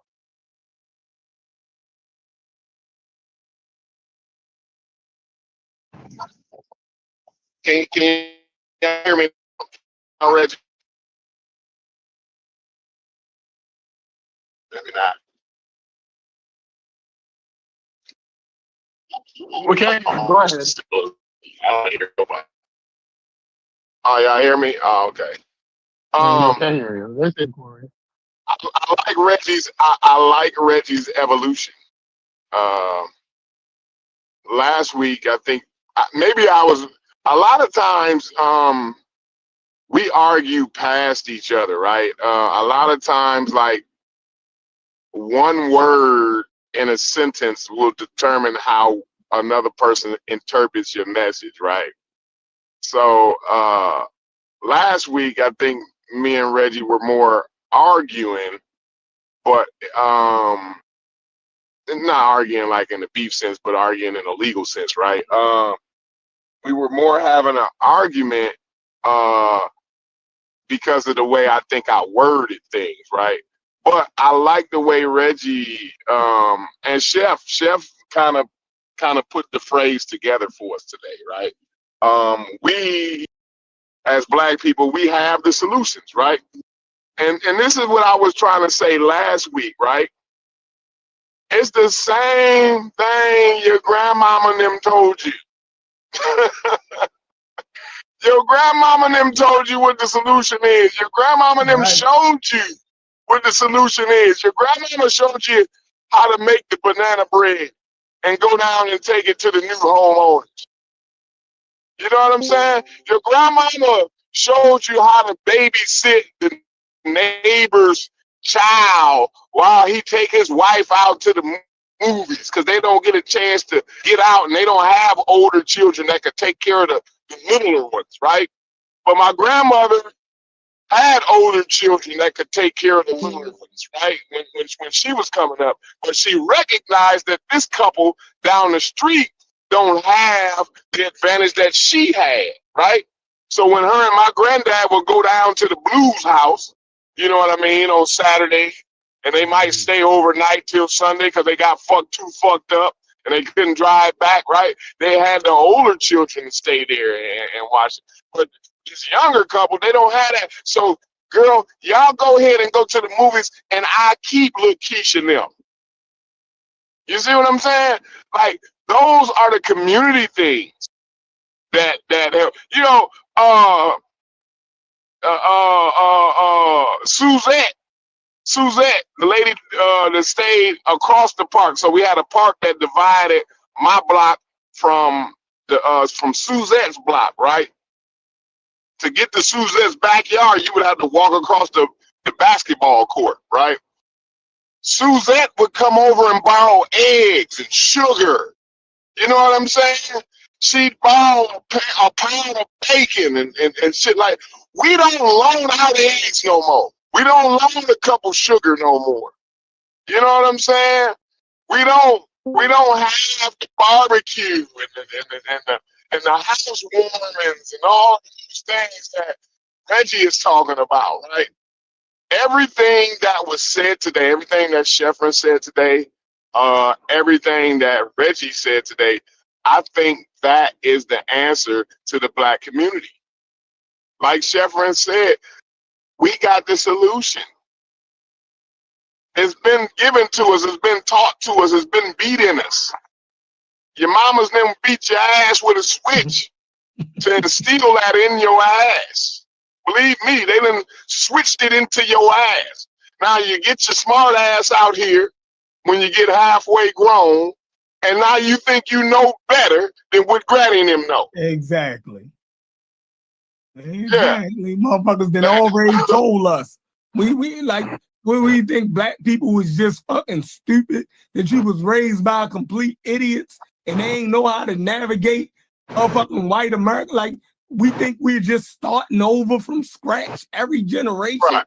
Like, what those Black people fucking instilled in us or tried to instill in us, they was just wrong. Right? And we gotta figure everything out from scratch because this a new white man that we up against, and man, that shit ain't fucking true. They think they better than Granddad, right? Because Granddad drove an old Ford truck. Now Granddad had a bankroll, right? But they didn't know. They couldn't see it. They couldn't see that granddad had a bankroll because he wasn't driving a G-Wagon, right? So what it is, Sheffrin, is they don't want to be like granddad. You see what I'm saying? They don't want to be like him, so they ain't gonna do what granddad was doing was stupid. That's why granddad never had shit. Can I say something? Go ahead. Brass, what up? Where you been at? We've been in here kicking ass. We've been in here kicking the white man ass all day. It's just been a bunch of niggas on mute listening to you two niggas signify. So I just want to and I'm gonna stand on my square. I don't got the patience for these conversations no more, so you're gonna hear me a lot less. I'll record it if y'all ask me to. Okay. But I have to say, some people grandmothers ain't shit. Some people's mothers ain't shit. I hate to say it, Corey. I know. I'm trying to let y'all just have it and everybody listen to y'all and celebrate the community unity of the black people. But my feelings ain't gonna be able to handle you, Brad. Go ahead. Listen, I've said y'all been talking for 5 hours. I'm staying out of these conversations for my own sanity and mental health. But I'm gonna say this to y'all: if y'all could we move the conversation to we could sweep the floor and take the garbage out and loan sugar. Could we talk about the actual policy that none of that shit is gonna actually fix? Or we just thinking that if we start loaning out sugar and taking out the garbage, what Chef say? Get a pickup truck. Go get a pickup truck if the sanitation don't come by and pay that guy to do. Okay, once y'all do all of that, I love the minimization tactic. That's one I use myself. But go ahead. You did it. That was perfect, though. You get an A on that one, though. I'm just saying, because Corey, every single day you post and you show us the things that we probably already know, the systemic issues, how they've actually created these environments that we're talking about right now, where I know Stu Pease visited New York for a couple of days, so he knows exactly what's going on in Harlem.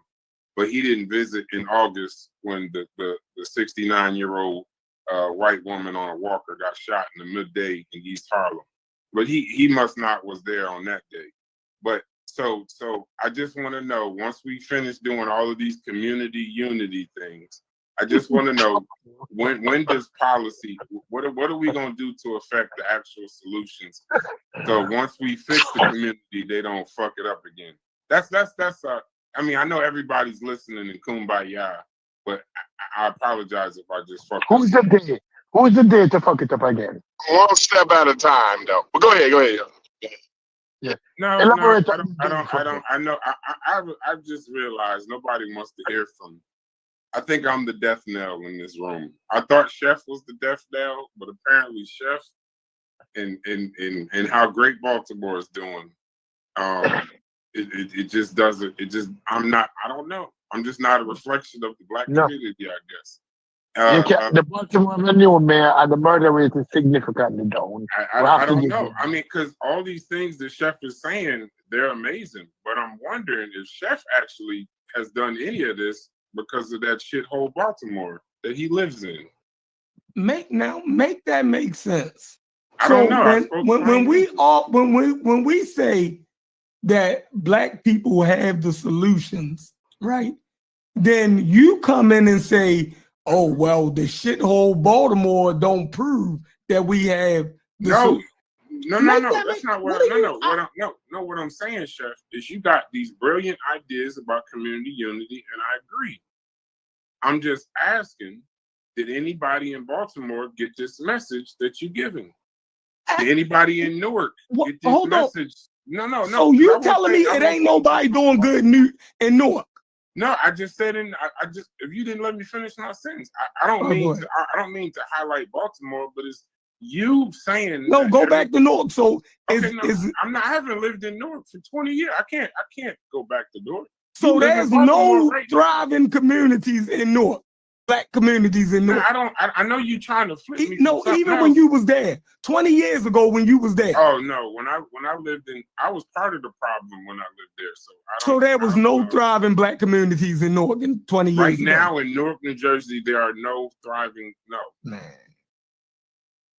And in all of the communities that in most of the cities on the East Coast, the only reason I brought up Baltimore, I don't believe that. I don't believe that. Okay, that's fine. I'm not here to focus on your worldview and your beliefs. I'm just saying the only reason I brought up Baltimore is because you physically live there now. I haven't lived in Newark in a very long time. I'm just saying, if these things are so simple, have they tried? Is this something like, where are you getting the fact that this is going to work out? That these simple community unity things are going to work? Is this something that was done and y'all have seen this like work somewhere where they just skips the zoning, it skips the mass incarceration, it just beats all of the policies? So where I'm about to walk through my neighborhood. I'm gonna show you. No. I'm about to show you. No. I'm gonna show you. No, that's I'm gonna show you how black people in Baltimore live peacefully and well-to-do in decent neighborhoods, and what make, like, why wouldn't it work? I don't understand. So then why? Like, is there something about us? No, so are the numbers wrong or the stats wrong? Is the education? See, you wasn't here when we explained the numbers. You wasn't here. I wasn't. No, right. I wasn't. So we because Mujasi brought that up. He brought up statistics, right? The statistical such and such don't, bro. Do you know there is black people that live in these statistical categories that don't live according to the statistics, the poverty level that those statistics say? There's a lot of people in so-called poor statistical neighborhoods who do that just to get an advantage. Meaning, I will put this person income as the income so we can get this house voucher. But there's people in here who's making this, so we don't live at this level. I'm going to get this, I'm going to be in this statistical category so I can get this voucher to pay my children's what's that, daycare voucher. Because what I make, right, if I put my actual salary down, right, then I'm not going to be able to afford, I'm not going to be eligible for this daycare voucher. But what I make, right, I can't even afford to pay daycare because that's another $1,200 a fucking month that I don't have, right? So I'm gonna don't tell on. I'm not telling on myself. He's Jabari. He's going full Jabari right now. Nobody's shot him yet. So keep snitching. No, that's not snitch. We talking to each other. No, I know, but we're live. So I mean, you are telling. Oh well, we ain't talking about nobody. Listen, so now we can't really have the conversation. We're going to have the conversation like black people don't know how to manipulate the system. No, but no. That's not what I'm saying. In these days, you have to talk about circumstances. You can't even apply it to yourself because it's I'm not talking about myself. My child is in college. I'm not talking. Okay, good. Move on. So Chef, when Donald Trump said what he said. Damn, I promised myself I wasn't going to participate. I'm going to participate just a little bit. When Donald Trump said what he said about Baltimore, and Donald Trump is a billionaire white man. He don't understand how black people live. Bro, that's crazy. No, let me finish. Well, if you didn't hear everything I said, you don't even know. I'm not about to defend Donald Trump. I said when he said what he said about Baltimore and Mayor Scott, came out and defended Baltimore. He said, well, based on the numbers,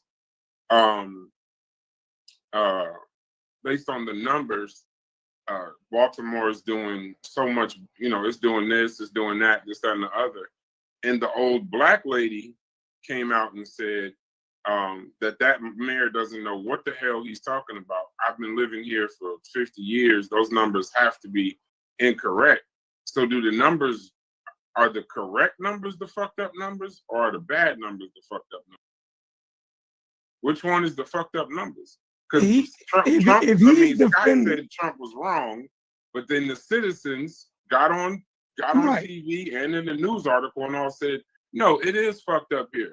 I don't think Baltimore. I don't think that the lady. She's like 70 years old. I'll go get the article again, but she said it herself.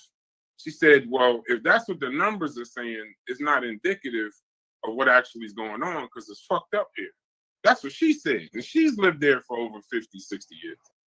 So is this a politician's argument or no? like, You was just saying the stats. No, you was just saying that the stats. I'm saying, are the good stats wrong or are the bad stats wrong? no, I'm saying the stats can be what the stats are. It doesn't mean that people are actually that's 100% that's how people are living. That's not their normalcy, right? Like, no, I would agree with. like agree with poverty, saying, right? Are we Right. disregarding the old lady? No, we're not disregarding the old lady. You wouldn't disregard me, right? Right. I'm not. That's right. So if the old lady lives in a community that then went to shit since if she's 70, if her shit then went to shit, right? Then she's absolutely correct. Corey just said when he go by his old neighborhood, it don't look how it looked when he was a child. You dig what I'm saying? The shit then got, everybody can attest to that. So if she's still staying in the same neighborhood that went to shit from when she can remember to what it is now, then yeah, she will be telling the actual fact. But if I walk through my community in Baltimore, I can say we uplifted our shit. We kept a standard around this motherfucker. We didn't allow it to go to shit. And what community are you in Baltimore? Because Ashburton. Because the people like south, east, north, west, like how would it be classified? It's west. Type in Ashburton community, Baltimore, West Baltimore. You dig what I'm saying? Right? And we didn't allow our shit to go to shit. Right? So certain neighborhoods did succumb to you dig what I'm saying? Certain neighbors, and then it's block by block here also. You can have a block of homeowners on one block, you go over to the next block, it's fucked up. You feel me? So this shit, it fluctuates. So I'm not gonna say the lady is fucking lying, but if she's 70 years old and she's saying when her neighborhood was, I guess, good, and now her shit then went down, some people don't have the ability to move or to control their neighborhood. Some people gotta stay there. You feel me? I would add, you know, she's 70, which is I'm 60, so she's 10 years older than me. So wow, I'm an old man. So the issue is that I don't know who this lady is, and she's talking about maybe her 4 blocks or 8 blocks, right? She's not talking about all the places in Baltimore, right? So this becomes newsworthy for an agenda, right? You understand news is controlling, and they like what she said, and some other people might have said some other things, but they didn't like what they said. They like what she said because Trump's war on America, right, is in the news right now. He's trying to have an internal war in America. That's in fact what's happening. So it's good for the news, but she's not necessarily in control of the facts, right? Government officials, they're in control of the facts. They look at economic disparity. They look at crime. They look at a number of different factors. And a person like the mayor could say, look, from the numbers, it's better. Now, on the microcosm, it may not look like it's better, but overall, it's better. So that's when an elected official, I don't know if I guess he's the mayor. He does some good things and some bad things, but for his personal things. But I just think that we have to take what this woman said with a grain of salt. Now here's Trump. Let me tell you Trump now. Trump just got Adams to try to agree to put $200 to $300 million into Fifth Avenue. So he wants to, for his reasons, where his place of business is on Fifth Avenue, he wants to put more money in it, and he wants to take it away from the boroughs that are suffering, right? So these things are really, really contradictory because the boroughs are suffering. They have all the problems, but he wants to put $200 to $300 million on Fifth Avenue, which is already great for retail. No crime, hardly any crime, right? So we have to, when we're on these shows, we have to take all of these things as a grain of salt. We have to look at the big picture, but the microcosm matters, right? But Baltimore is extremely important. Watch this, to America. It's one of the eastern seaboard places, right? It has a port, right? Like Newark. Newark is incredibly important. It has a deep water port, right? Watch this. If you go to Detroit, Detroit has a deep water port. All of these are good for international, but to control, you gotta control the populace, because the populace the populace gotta suffer for these big plans that they have. Detroit is basically devastated, but yet it's right next door to Canada. The people can't take advantage of that deep water port. Baltimore too, right? Newark too. Why is Newark in the situation that Newark is in when Newark's port is extremely lucrative? So we have to see, we have to look at the big dynamics. But we're in the muck and the mire for the most part in our communities, but we have the power if we exercise it and we get out of our nuclear family type, because we're not protected like white America or what like white America was. But white America is devastated. They go to these places to buy the drugs, right? I was listening to Nick Fuentes.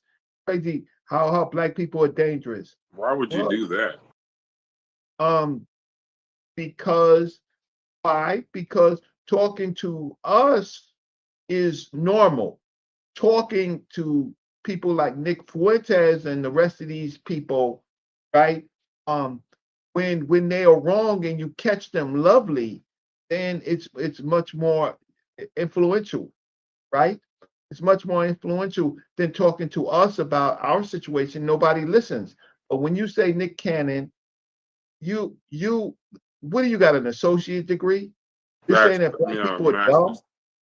But no, what I was saying, what I mean by why would you listen to him, I meant more along the lines of, I kind of more agree with you on, I don't really listen to those people. I just do the work because their job is to manipulate. At least me and Chef may disagree on a lot of things, but he's not going to manipulate a stat. People like him and Sowell and Candace Owens and previously Charlie Kirk, when they talk about the black community, they manipulate some stats, not all, but they manipulate stats for talking points because they're entertainers. So that's what I was saying is, you know, if you work on the policy part, not necessarily talking to them, they're doing that on purpose to speak to their base. But most of the black people that talk, that interface with some of these people, to me, they're not very strategic and not very right. So they let them get away with what? So why would I be interested in Charlie Kirk or Nick Fuentes or Candace Owens? Is because if I could affect people who disagree, or who can find that I have merit, that's more important for me to get out the big idea. Because you know, Nick Fuentes, you don't know what you're talking about. Black people are wrong. That's his thing. Yeah. I want to go back to Newark real quick because I haven't been there in a very long time, but Psycho is there. So I would be he's more boots on the ground and lives in the area. And he says that Forest Hill and Ivy Hill are doing a lot better. If I'm Psycho is in the chat, Forest Hill and Ivy Hill were used to be terrible when I was there. So if they're doing better, then I would look at that as as definitely a win. So I would be incorrect in saying there's no thriving parts of Newark because he's on the ground. I'll take his word for it. I know the riverfront is doing a lot better. I know that. I know the riverfront is doing a lot better. So I ain't gonna just speak ill of a place that I grew up at just because I don't know. And I went to I got off at Newark train station. I guess Newark Central. I don't know what it is. Penn Station. Yeah, Penn Station, and it was like it smelled like a slave ship, right? And that was a terrible statement you just made, but go ahead. No, what I mean is people jumbled together. A lot of people are yeah. It smelled like a slave ship. Now the issue is Jesus Christ. What's that? This is Penn. Oh, he got his Y'all dog need out. some lawn. Y'all need some lawn care where y'all at, show severely.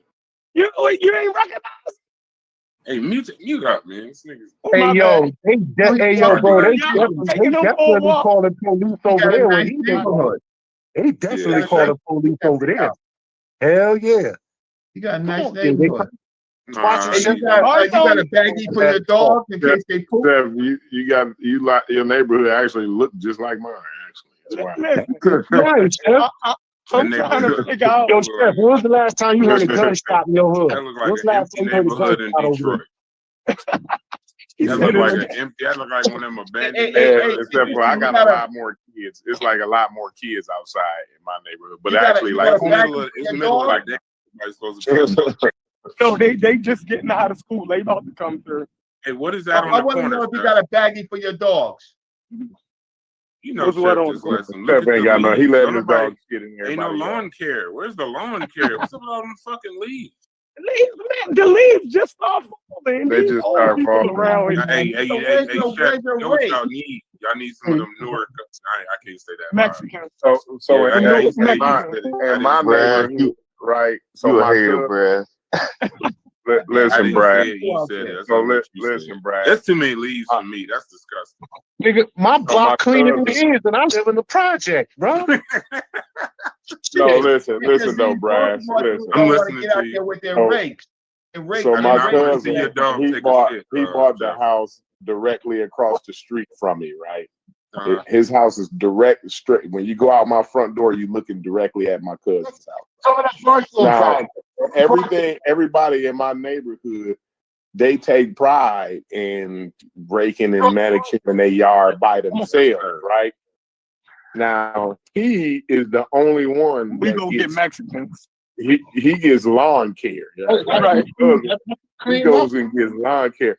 Everybody, his yard is the cleanest yard in my neighborhood because he got a lawn service. You know what I'm saying?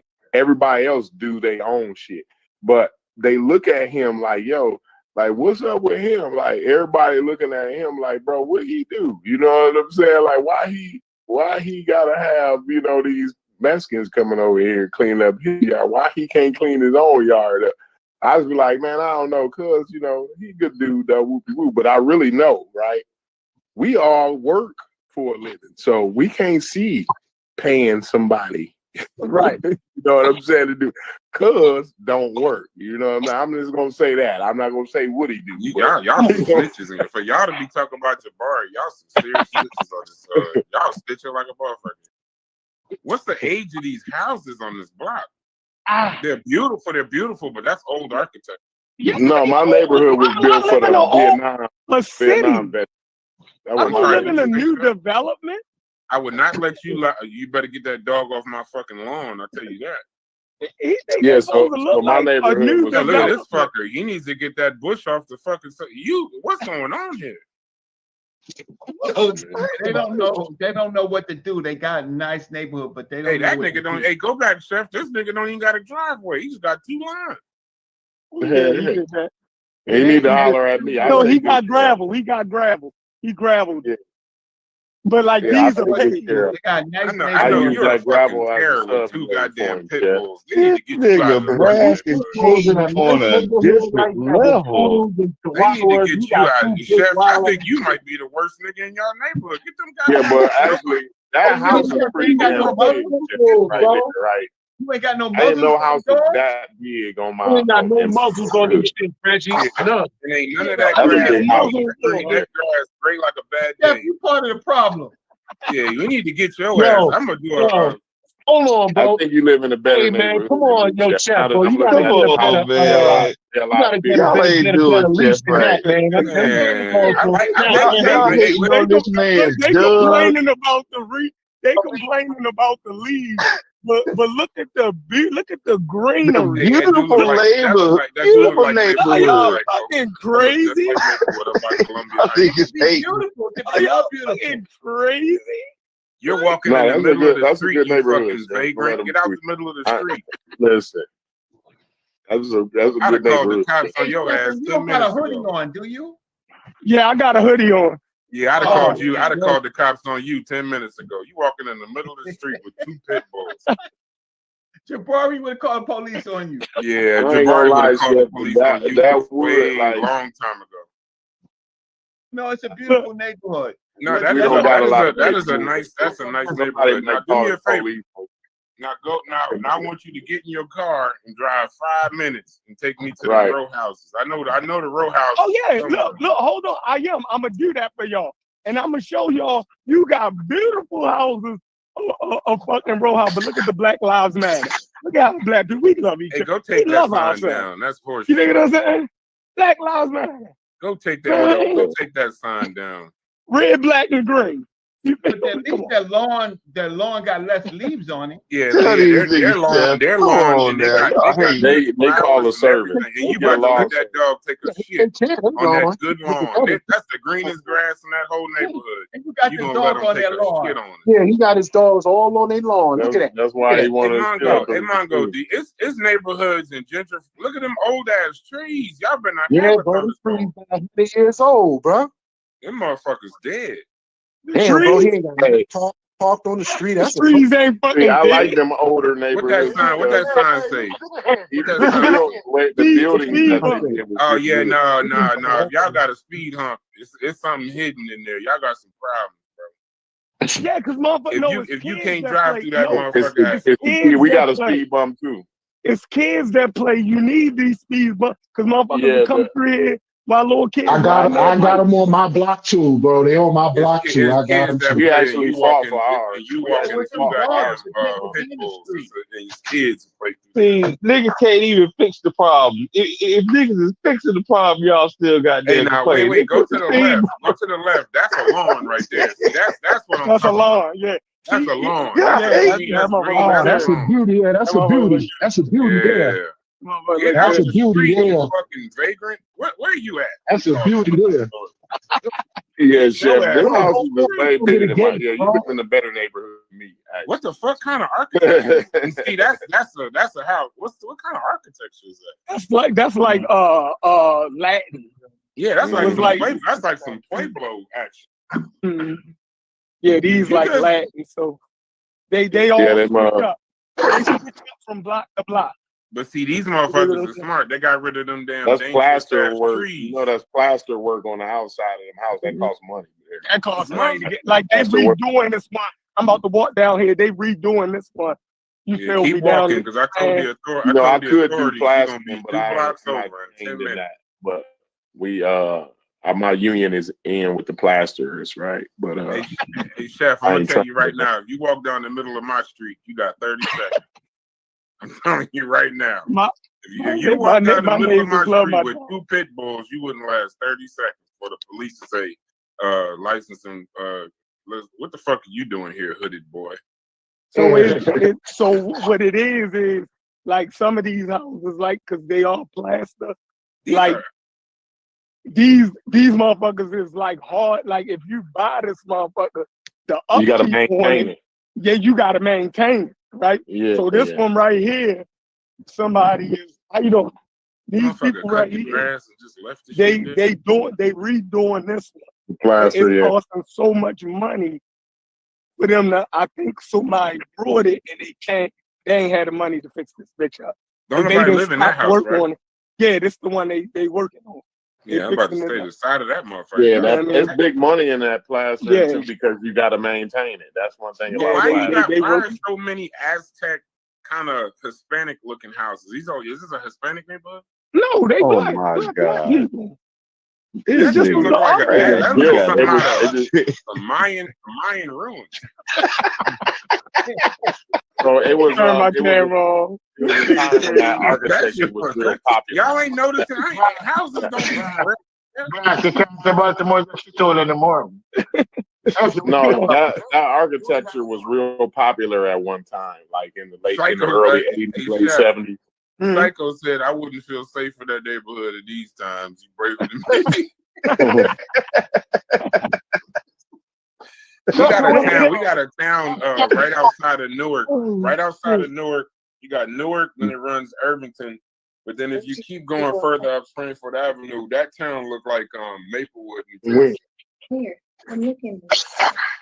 That's got a nice park and all of that. But if you drive down Springfield Avenue, you're fucked. Yeah, that's everywhere. That's everywhere here. That's not You know here. what I mean? If I go 6 blocks and west, I can take you into the hood. You dig what I'm saying? So it's like, you know, it's scattered like that. You know what I mean? But even the hood that's adjacent to this ain't that fucking bad.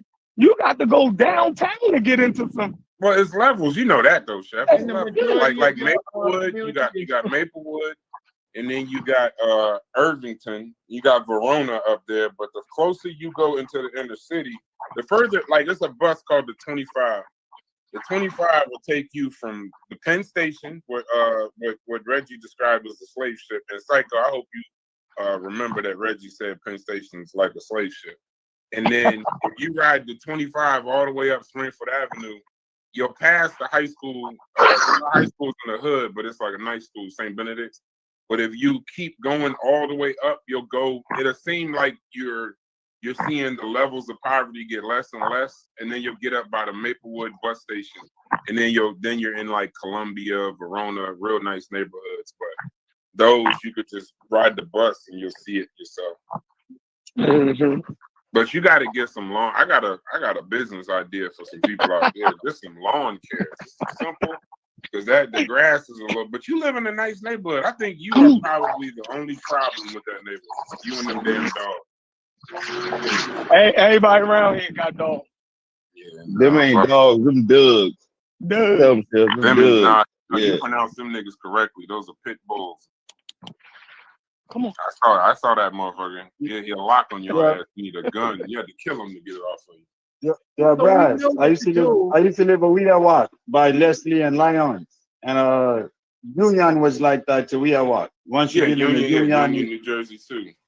Come on. Yeah. Union, Hillside, over there by Route 22.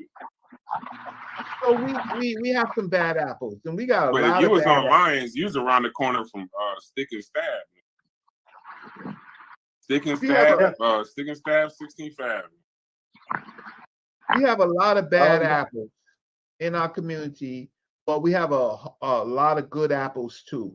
So the good apples have to work together to keep their property value at the rate that they want, and to train the new residents on what to expect.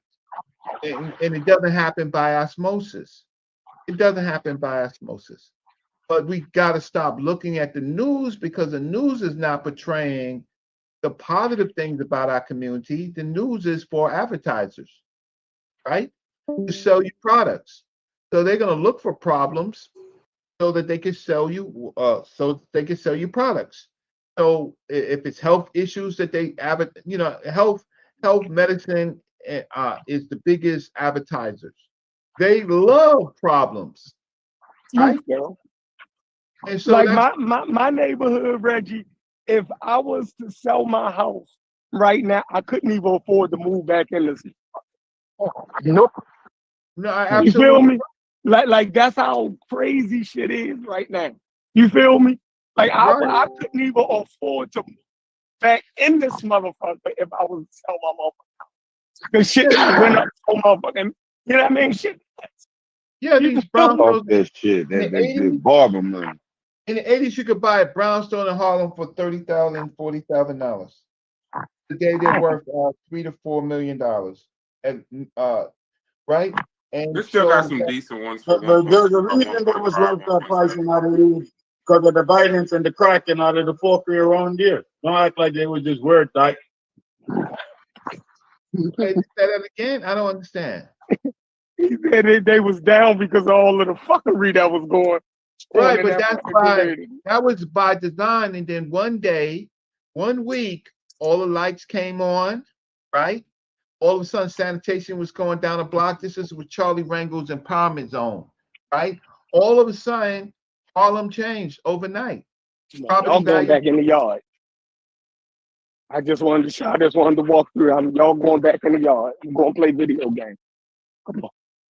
But tell them the truth about the brownstones too. Remember, a lot of people that don't know Manhattan and Harlem, Harlem is just Manhattan. They just call it Harlem. Is this 212? So you're not going to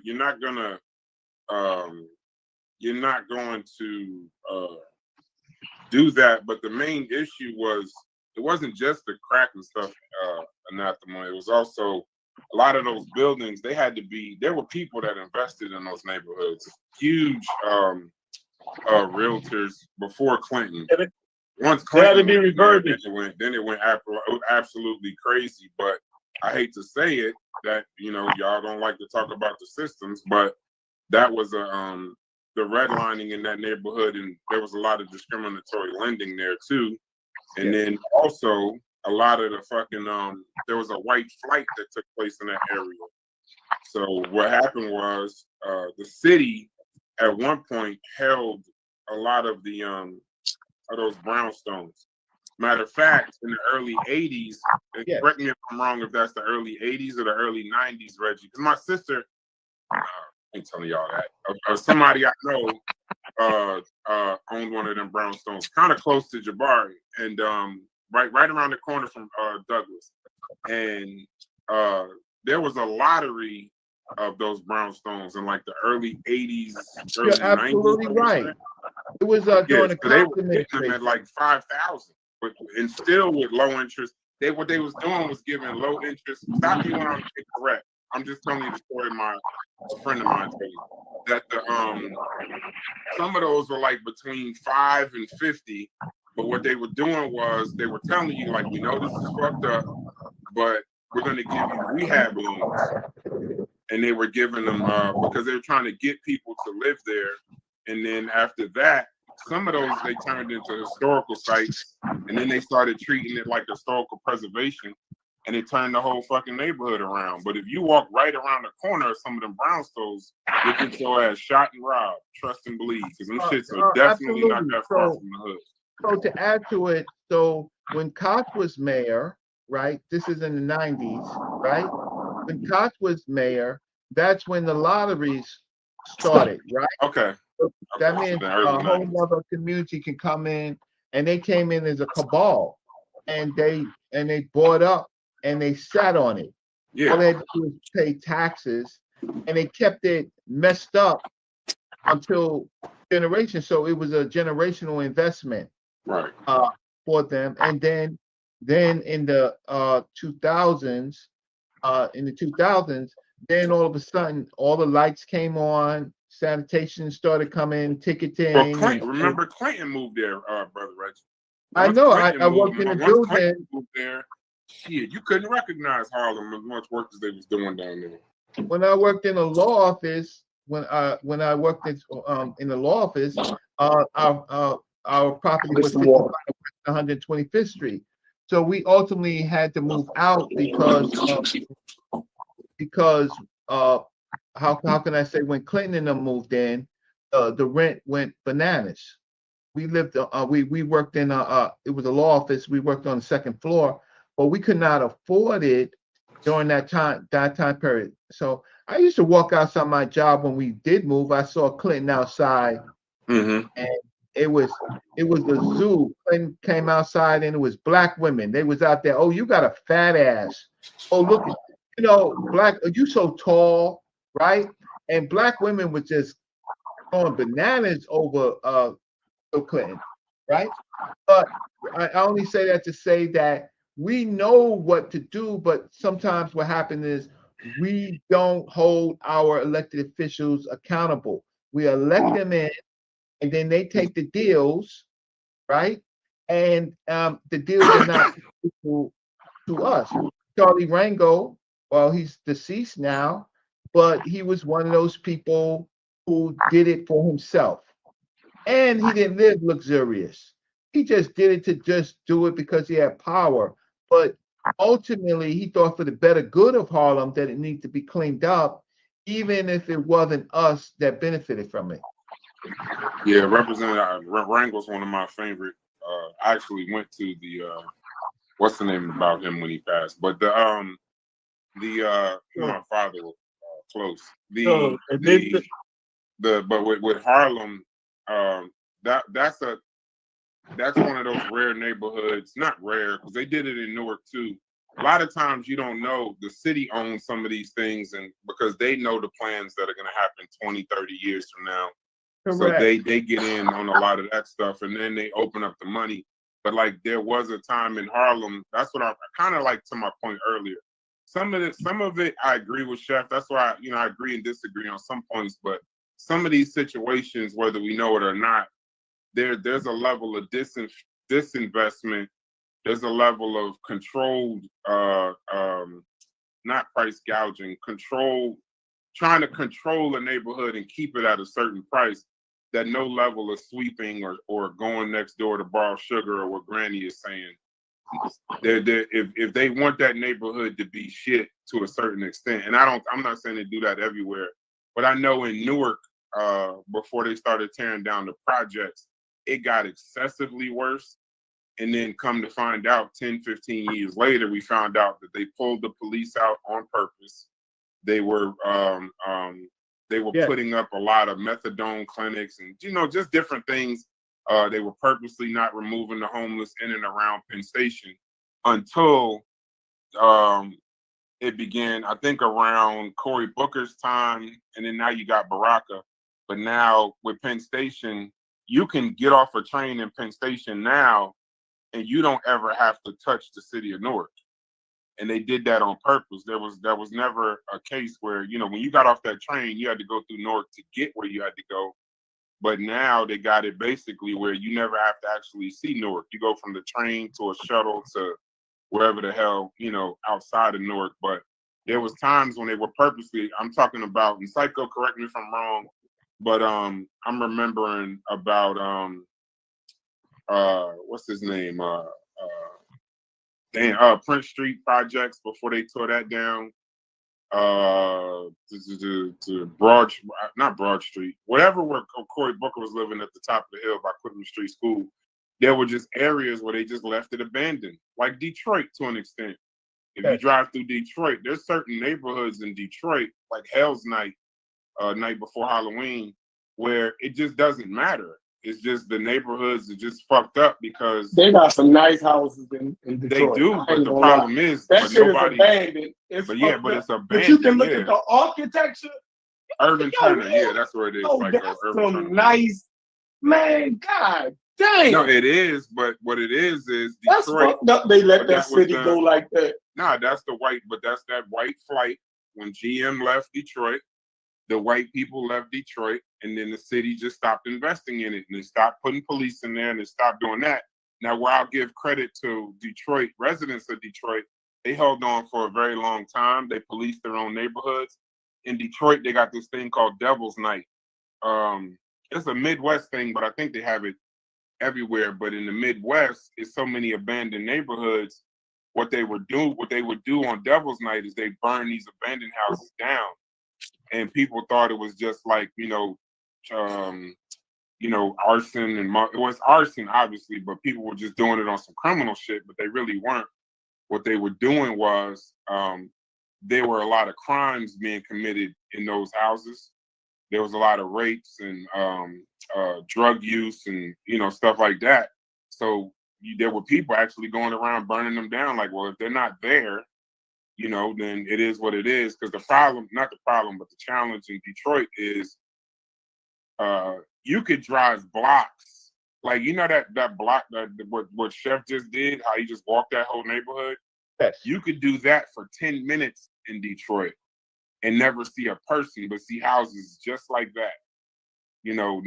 But just nobody lives there because you'll be underwater. It would make no sense to buy it and live there because you'd be living there by yourself, and that's just not safe. Hey, not safe. So but they're holding it for a whole nother time period, another generation.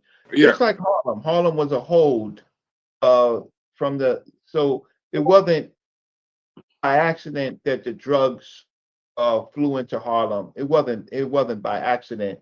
It was purposeful. Why? Because it's part of Manhattan, right? You have a Fifth Avenue address, a Park Avenue address, right? Madison Avenue address, right?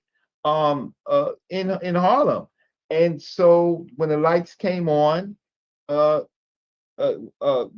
property value increased, and those people living like 5 or 6 in a house apartment in Manhattan could now come to Harlem and expand, right? And so it became an investment corridor. So we know what to do. It's just that we have to get control over our elected officials. No, we just got to sweep, Reggie. All we got to do is sweep and loan sugar, right? No, we have to do. Unfortunately, we need a plan. No, our grandmother. No, brother Reggie. No, we got to sweep. We got to listen to what our grandmother told us, and we gotta do it all ourselves because there's nothing that we can't do, without ourselves, Reggie. Don't try to talk about policy, bro. You'll get killed for it. So hold on. So in Harlem, y'all didn't elect your own city councilmen and aldermen. I don't know. And stuff like that. So I'm trying. Yeah, I'm trying to figure out, like, what happened where y'all was just not in control no more. Like y'all ain't had nothing to do with what the fuck happened in y'all in Harlem no more. Okay. Well, okay. So there were families. There was like the Keith Wright family, right? Virginia Fields. That's the funny thing is when I first in the '80s, I worked with on Virginia Fields candidacy. I signed petitions and stuff like that. But what happened was that there was a bigger plan, a city plan, and so our elected officials could not. It was overwhelming. You got Harlem was just overwhelming with drugs, right?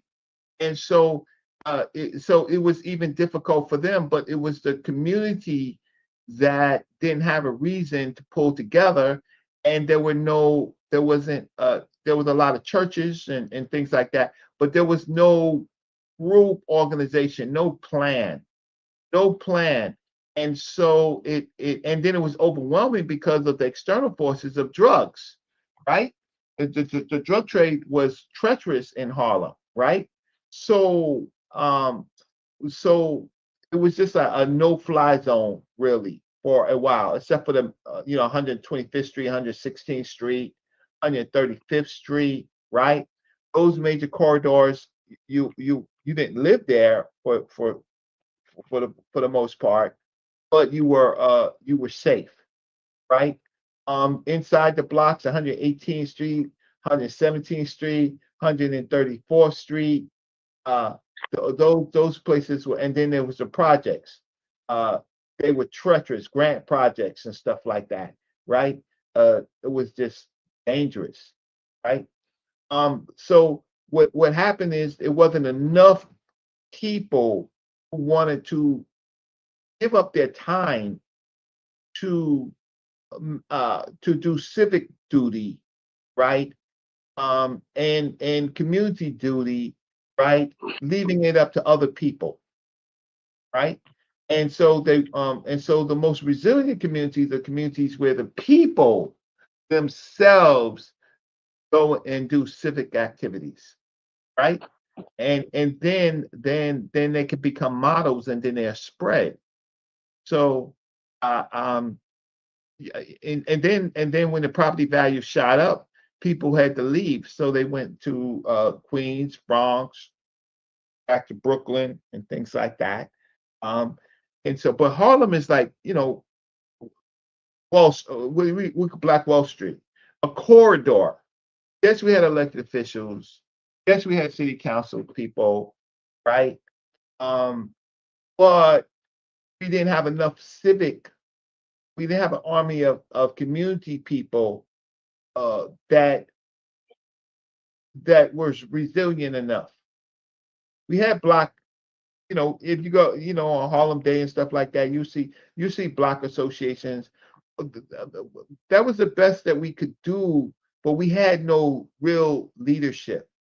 Leadership was fragmented with churches and church leaders and things like that. We didn't have real political leadership. And those who did it, they want to get paid for their services. They don't want to get free. They don't want to do it for free. They want to get pizzade, right? So they joined these parties so that they can get paid. But that's not a problem with just we can see it in our communities when we want to look at it. But the problem is with white communities too, right? In Manhattan, in New York, right? The problem is all over. It's what does the humanity or people or humans living in this, I know we work hard, right? But we have to survive. We have to give up our time for civic community duties. And so unfortunately, I didn't know this until I joined the Department of Black Studies at City College and worked for them.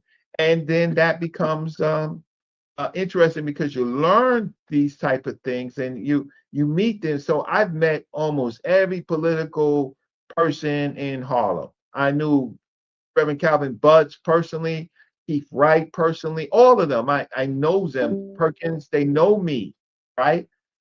Because I've done civil, and I didn't even live in Harlem.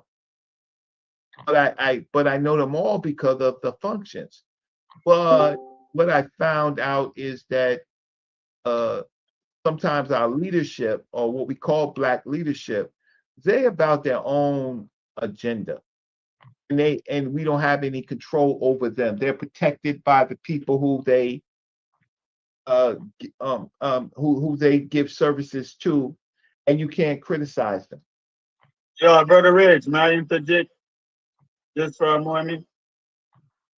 Yeah, peace. Yo, when are y'all gonna talk about and attack him and call him a coon and talk about systemic this and that for mentioning civic duty? Because every time I do it, that's the reaction. Immediately you start talking about this systemic thing, all of this other stuff, you start calling me coon and all of that type of thing. But Reggie just sit here and expose about that for over 5 minutes and none of us say nothing. So why is not consistent? Because I always speak about civic duty. Hey, Stu Peace, call him a coon real quick. I guess he misses you. Get it out the way. Yeah, just go ahead and get it out the way, because none of us have ever called you coon, brother. But just let Stu Peace call you a coon, so you'll be all right. No, you talk about the systemic. When I start talking about, but none of us called you a coon, though. Yeah, no, that was the shot at Stu Peace. Yeah, that was Stu Peace. But still, you already know it. The rest page though wasn't a shot at Stu. The systemic wasn't a shot at Stu Peace. Are you that? You are the master of the systemic. I don't bring up civics in here anymore because nobody wants to hear it. They just want to hear I voted. They think that that's their civic duty. But I say civic is more than voting. It goes to just attitude in other communities, giving, providing other infrastructure, caretaking in other infrastructure. It's not just political involvement. It's care for your community, whether you're poor or not. I've always been making an argument. We got to just listen to our grandmothers and loan out sugar. that'll solve the whole thing. Yeah, we see that's the thing about it is we have systems and structures.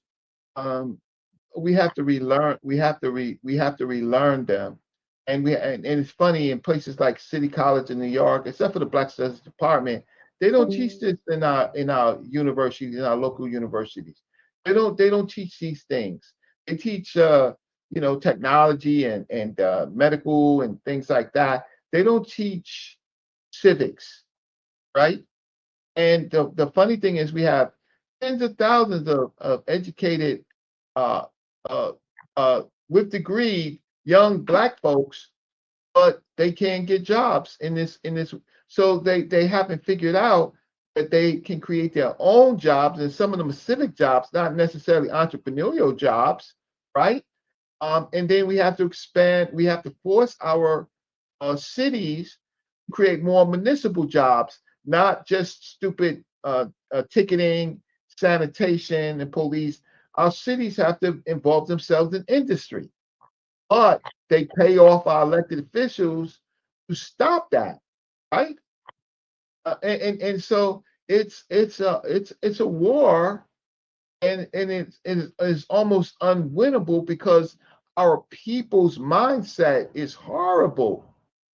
Like I go on I mean, I haven't been on social media for a while. I haven't even done a show. I'm so upset with our population that they want to deal with entertainment and don't want to deal with practical solutions, right? And believe it or not, failure is extremely lucrative, right? Look, our education system is a failure, but it's extremely lucrative because every year they go to the same people to buy $1 billion worth of books that don't work, right? Yeah. So failure is extremely lucrative. That's the other part of it. Failure, success is not lucrative. If my school is doing well, a school is doing well, guess what? We're not going to get, right, awarded money because we're doing good. But the failing schools will get money and continue to fail. Right? And most of you people don't know it. You people are you got me all wrong, right?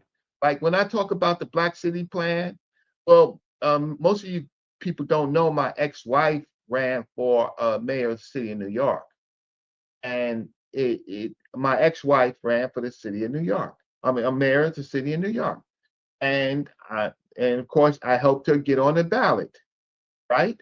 I went out there and petitioned for weeks, right? So that she can get the ballot. Now, what happened was the uh the Black institutional people in New York, the so-called stakeholders, the NAACP, the fraternities and sororities, they didn't allow her to participate in many of the debates. That's why you don't know her, right?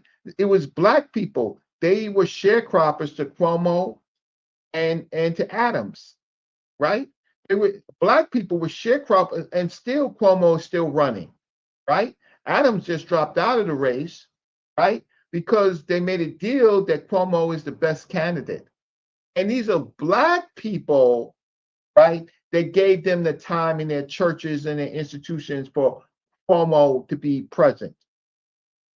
And so my ex-wife, right?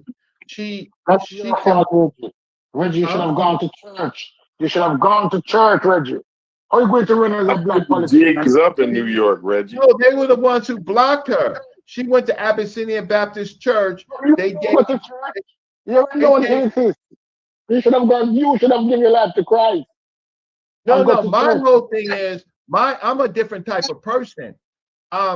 Because I saw what they did to her. So those skirt wearing, high heel wearing church people, I'm just waiting for them to come into my sphere, right? When they're not in their church. Because what they did to her was they let Adrian Adams speak for 20 minutes. They let Cuomo speak for 30 minutes, and they gave my ex-wife 90 seconds, and then said, "Let the church play say amen," and played the music. So, and these were how can I say? These are gatekeepers. Our black churches have become sharecroppers. Not in everywhere, but in New York, it becomes sharecroppers to the establishment so that they can get proposals and projects through the city government, and so they've already made deals. So, but you want to fight from the outside. You can't fight from a member of the church. You have to You become should a have been a member. member of the church. Yeah, you should have been Deacon Reggie. I'm Marbury. You know that too. Oh You no, needed to because be that's a deacon in one church. Yeah, but then churches you don't like network with churches. other churches. Then you network Churches with are other not churches. unified. Churches are not unified. They don't like other churches. But you in New York should have been a deacon by now. Get your political up. The black church don't work with the black politics don't work without the black church. That's the funny thing is the black church has been a problem in New York for the last 20 years. Churches are now selling their churches in New York for real estate. There's big fights. So the black church in New York has become sharecroppers. Yeah, but you know that from a long time. Look at Brother Brad. Brother Brad's going into politics, you know. He's a good member of the black church. His grandmother's a good member. Brother Brad's going into politics, and I know that you have to be a member of the black church. You want to reinvent the wheel. Okay, but watch this. Mandami don't go to no damn black church. Mandami beat out. That's socialist. Huh? Say what? Mandami is a socialist. Yeah. But you know who voted for him? You know who voted for him?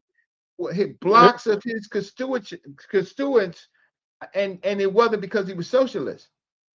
It wasn't because he was socialist. It's just because the black church and it was sharecropping, and they got so divided, and Mandami beat the shit out of them. And it's not the black church power in New York, particularly Harlem, is New York City, the boroughs, is embarrassing. They have left, they have lost control. They're nothing, right? Mandami is on his way to win, and he's not a constituent of a major population in New York City. And it's not So because what's he's the problem? So what's the problem? It's just the right place at the right time. And you know that. But your wife couldn't win without the black church. Are you well known in New York? We went to the black churches. She became a Christian.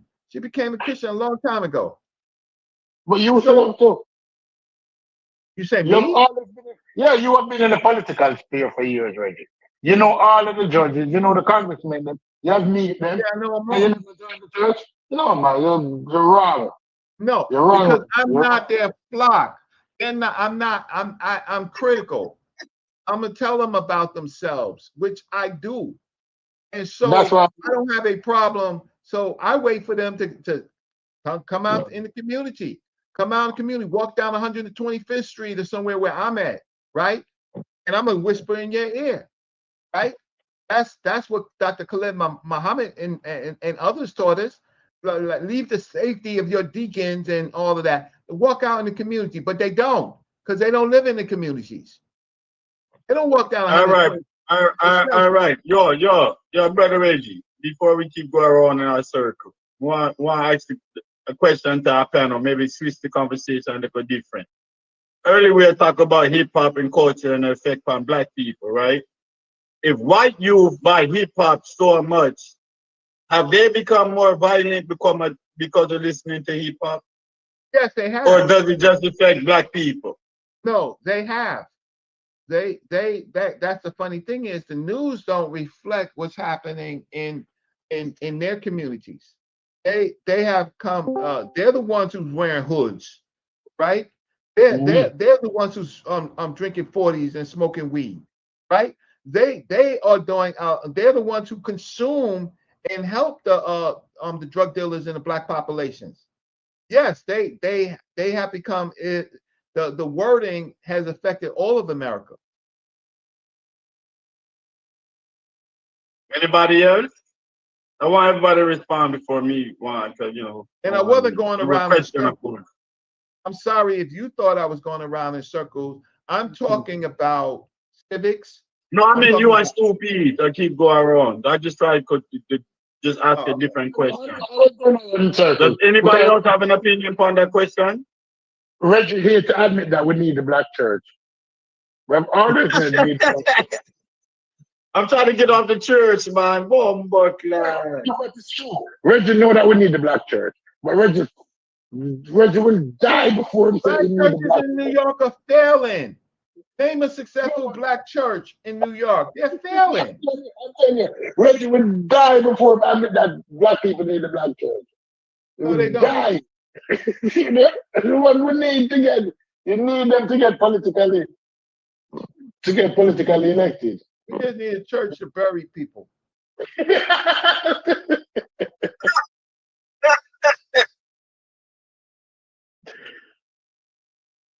Most of the time, you can't even afford a church. You can't afford a church wedding these days. I just went to a church wedding. Yeah. Look, you're going out. No, Reg. I'm tired of this. Come on, man, with the church argument. Because really, in the argument I asked about the hip hop, if everybody say hip hop is equally destructive to black youth, it must be equally destructive to anyone that listens to it. There must be some type of percentage rating for that. But that's statistics never drawn out. It's almost like we're more susceptible to the violence in hip hop than other people that listen to it. Like they can listen to it as an art, but somehow we can't. We want to emulate. It's not the black community that supports people like Jay-Z and stuff like that. It's when you have these Rock Nation conference, Rock Nation, whatever they call it, Rock Nation concerts, right? What's it? It's white people, right? Now black rappers can't even fill up stadiums no more, right? Because white people don't want to go. Black people can't afford $200 seats, right? They can't unless you I mean the last concert. So Stupid, I see you played a little bit of the beta. You was playing a little bit of the beta the other day. Huh? But you don't let me in. I tried to get back in, but it's not letting me in. Oh no. I'm gonna go and I enjoyed the conversation today. I need you to start going to church for your political agenda. You need to start going to church. It's important to give voice to the voiceless. The black church is important. No, you don't. You listen. You go to the church and you listen to some damn preacher who don't know about Christianity. So be myself. They're gonna throw me out the church because I'm gonna say right. Wednesday night in church, a professional men meeting where many of the professional men in the church have Bible study. You go to that meeting. You liaison with those men. It's normally 6 or 8 of them. You liaison with those men in your network. Look, the Masons, the Masonic organizations, right? They are still strong and influential, right? The fraternities and sororities, even though they got some. Most Masons I know go to church. So but they are. Watch this. What I'm saying is they have a structure and they go into churches for their own spiritual fulfillment, but they organize outside of the church. Come, Reggie. Are you a member of the craft? You work craft? You mean your son? No, I'm not. I'm not a Mason. I'm not a Mason. Reggie's not into anything that is have any semblance of church or Christianity. No, I'm not. I'm not. I'm a black nationalist. I'm a black nationalist. And falsely called a Pan-Africanist, but I'm a black nationalist. You never know that about Reggie. Reggie not going to the church. And in no circumstances they're going to the church. And they need the church. Within Black City Flag, imagine imagine if you had 8 or 9 professional men who networking for a city flag. The church has betrayed us. The church don't believe in a heaven. The church don't believe in heaven. They just preach it to get donations. They don't believe in heaven. Listen, you need to network with the church. If you did, you with the amount of people you know in New York. I network, but here's the thing is, I network with everybody. I just don't gotta go into their damn church, right? To be a member of the flock. I don't have to, right? But look, I'm listen, Stupi's, you about my age. You network with the Mia sons? You network with the Mia sons? You network with the Mia sons? The Masons don't network. Masons, they don't network like that either.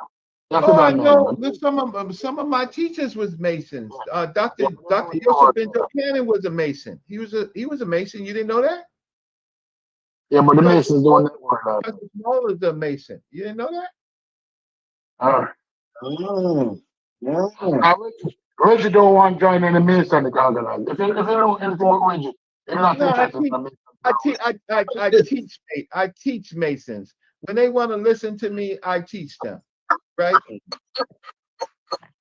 Right. So I teach them. So I don't how can I say, sometimes directly, sometimes indirectly, sometimes through their because they don't, so most of the time they don't know what they're talking about, but they have a strong institution, but they have their tradition. But as far as knowledge, come on, a master mason or a head of a lodge can be a janitor. They don't have to have structured education. It could be a janitor. Let me tell you something with Reggie. Reggie at his age not following anybody. So because he is no longer a follower, and don't want to be in the church, and don't want to be in the Mason, and don't want to be in the army, and don't want to be in the cadet. Nobody not supposed to say shit to him really. Oh, I would have joined your services if I didn't go to college. That's not true. No, at this age in life, you might would have joined then, but you're not taking orders from anybody. You don't realize that you're not in anymore. The thing is, I took orders in the Black nationalist community, and I took orders from academics. Right? What I found out is that those groups suffer the same things as every other group: ego, pussy, they suffer notoriety. They suffer the same human things as other people. They just code it differently, like they're doing it for the people, right? But so most of the how can I say, the academics who are in Black studies, right? Like they really don't want to talk to me. I mean, you selling a $4,000 trip to Africa? Like, you can kiss my ass. Anybody that's doing that, you could kiss my Black ass. Because I'm gonna tell you something. Because when I went to Africa in '86 with Dr. John Henry Clark, nobody was going to West Africa. So now everybody's, West African. No, they're doing it for money. They have no intention of understanding the culture. And you know what? I'm gonna say this.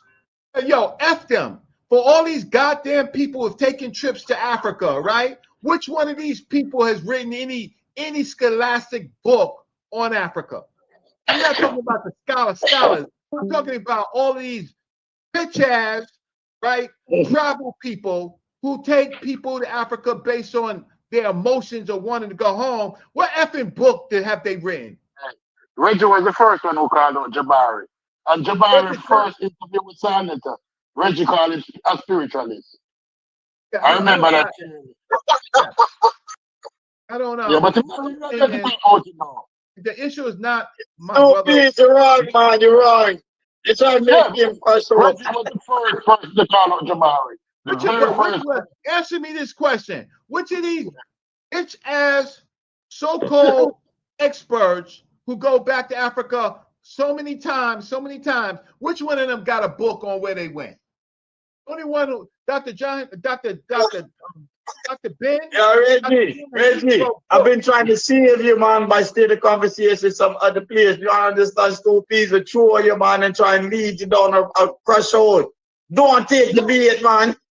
I'm not leading him down. I know, I met Reggie one time. Reggie don't even know what I look at, but I met Reggie one time. And I'm going to close to you. And I've heard Reggie through the years. Reggie Reggie is a rebel under the quiet, you know. I might not agree on a lot of things. But Reggie like to rebel against the status quo. And if it's bullshit, Reggie will incite violence against you verbally, or let's put it this way. Scholastic violence against you. Right? That's what Reggie would do. I agree, and I agree, and I don't care. I don't care where it flies. If I am incorrect, you show me that I'm incorrect. So when it comes to Africa and Black studies and things like that, right? Look, I'm like this. Okay, so where's your book? Where's your plan? Right? Otherwise, you're just selling shit, right? It's a hustle. But you know, say me call you Castle Hill Range. Me call you Castle Hill Range because I think Broad Range is too far. You have to make people remember you're from Castle Hill. Understand Castle Hill Range. That's right. I lived in Castle Hill, and how can I say?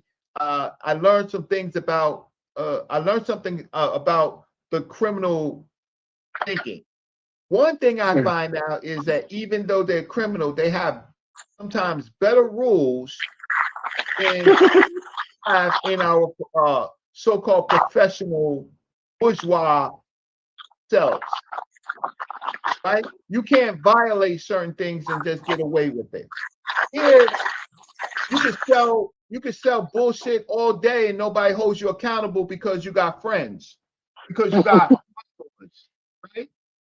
So you gotta hush down. But you know, I learned some things about. So you answer me the question. All these people is giving these freaking sucker ass trips to Africa, right? Where their books on the places? Where the books? They are traditionalists, Reggie. They are traditionalists. They believe in oral transmission of information. The grifters. They are traditionalists. They're going back to the four-page hearing who rely significantly so now you trolling me. On oral transmission. No, that was a troll thing for me. But seriously, Reggie, you know that. You have been in the community too long, and you have seen grifters come and go, and you can spot them from a mile coming. You can spot them from a mile coming. And when they enter a room and begin to suck all the oxygen out of the room, I know that as somebody who takes this thing seriously, it affects you. It affects you. No, it affects me because y'all, not you people on this channel, but community chooses people. So they chose people. They chose, like, for example, Frances Cress Wilson, who you critique. They chose her. Umar Johnson. I remember he was a clean-cut dude, right? I remember when they chose him. I know how they chose him. And I know who chose him, right? But they chose him because he spoke well and because he can make them money. They didn't give a damn what he was saying. What he was saying drew people and they can make money from him. And so our organizations that do they chose him because he was a money maker. And he started believing the shit that he was saying. I remember when he became Prince of Pan-Africanism. And if anybody knows me, I remember, and he knows, I don't have a bad relationship with Umar Johnson, but I have an accountable relationship with Umar Johnson, right? I have an accountability relationship with Umar Johnson, right? Just stay in your lane. Don't come by me with any of this Prince of Pan-African bullshit, right? You know, don't do that. Just just when you was trying to motivate people to get to school, look, I didn't have a problem with that. I did have a problem with it not working, but don't come to me like you're an intellectual on this, right? Don't do that. And I talk to these people, and I have interactions with them, and sometimes they're not positive. Like, you're not going to be talking to me, and you were born in the goddamn 80s and the 90s about the history of our people, right? Yeah, I'm not going to be talking to a young pharaoh about the history of our people. I'm not going to be doing that. You've never seen me do that, right? Now, some of the other people like Polite, well, Polite was interested in working with me, understanding what I know for his purposes, right? And so I didn't have a problem because he sincerely, when I was dealing with him, right, interested in knowing, right? He appreciated my ideas and my work. He went to the museums with me. He did all of that. But most of you people, not all of you, but most of you people, you're not interested in going to a museum. You're interested in hearing me in a goddamn on YouTube, right? You don't really want to know. You don't really want to see it for yourself. I was talking to somebody in the chat the other day, and I was talking about my work, and somebody brought, yeah, and Jabari said that. I'm interested in going to the museum. Yo, Brother Red, have you ever thought about Brother Red, have you ever thought about doing curating or pursuing a career rather than just doing tours? Well, listen, I've worked with trying to do this for a number of years, right? I could be lucrative if I did it for white folks, right? But I tried to interact with our people, right? And so this is a career. I'm 60 years old. Respectfully, there's really no career for a 60-year-old person, but I could make more money. But I know if I taught people that didn't look like us, they are more interested and they pay more than our own people. Listen, the fundamental problem I had with you in the beginning, Reggie, is this. Huh? Say what? The first time I met you, I said, this brother bright. That's the first thing I said. I said, this brother bright. But then when I started to watch Silent in the early years, I expected more pushback from you, from the peers, from everybody who was there. Because everybody who was on the channel, and you went to interview a couple of people, you didn't push back as you should. Coming from your knowledge base, knowing that this person is a bullshit. On everybody. I was part of. I was part of the explosion of debates. I pushed back on all of them. It says like all of them, Brother Larry, everybody, all the Moors, right? The Muslims. I pushed back on everybody. What do you want one man to do? And I'm not popular. They didn't want me to be popular, right? No, but I did. I have a record. You were the one that Senator called when he wanted knowledge-based information.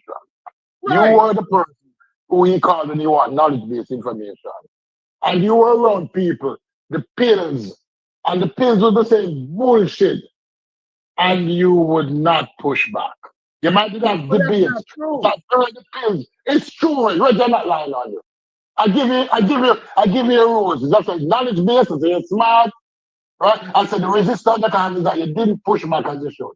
Look, Sheffrin couldn't go on. You don't understand those streets. The first time Sheffrin he was pushing back. You don't understand. First of all, I did have some personal relationships with people. But second, these streets are violent, right? So you have to mitigate what you want to say and try to hold off on the violence. I didn't come to this community to fight, but I've had confrontations.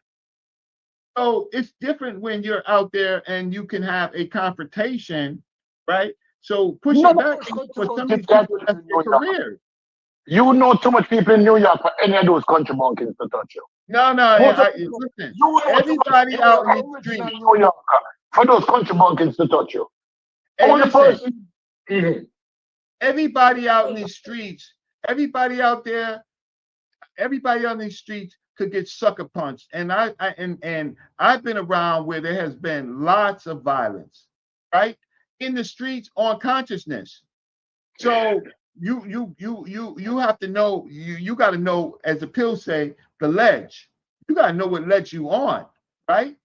You got to know, because you're not safe. I'm never safe when I go out there messing with people's religions, ever. Right? Shit, I got hit by a stick by ISUPK, right? A staff, right? You gotta know the. And I'm not talking about that will make you popular. The history you in the streets. You can find. Yeah, you should have called the police on them, Red. You should have called the blood clot police on them. Constables should have come and lock up them. Shit. Hell no. Start that side. They massage you with the almighty stick. Lord, stick. Shit. ISUPK, they hit me with a stick, right? In Harlem. Right now, what it was, this wasn't under the Commanding General Yohana, right? Because I know him. He went to school with me, right? We know each other from the neighborhood, same neighborhood, right? Castle Hill, Sex, Money, and Murder. We know each other. It was under his above leadership, right? I was walking down the street. They was walking down the street. They wanted me to move off the sidewalk. I tried to go to the edge. That wasn't enough. I got hit with a stick. Sucker. But so these streets ain't safe.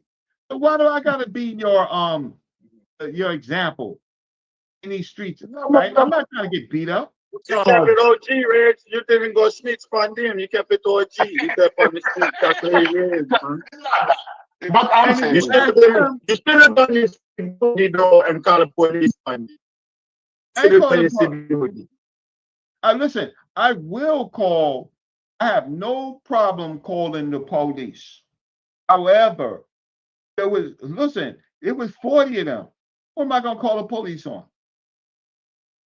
It was their training day, I guess. They was taking over Harlem, and they wanted to take over the sidewalks, and I just didn't want to go in the street, so I got hit. That's acceptable. What am I gonna do? Right? Look at my confrontations. I've had terrible conversations out there, right? You seen what AOC, Hashar, and all of them, right? Like, I'm not gonna be your poster boy, get my teeth knocked out. Shit, teeth are expensive. Right? I had confrontations with SETI, young Pharaoh. I ignored, right? Because he's just a young kid, right?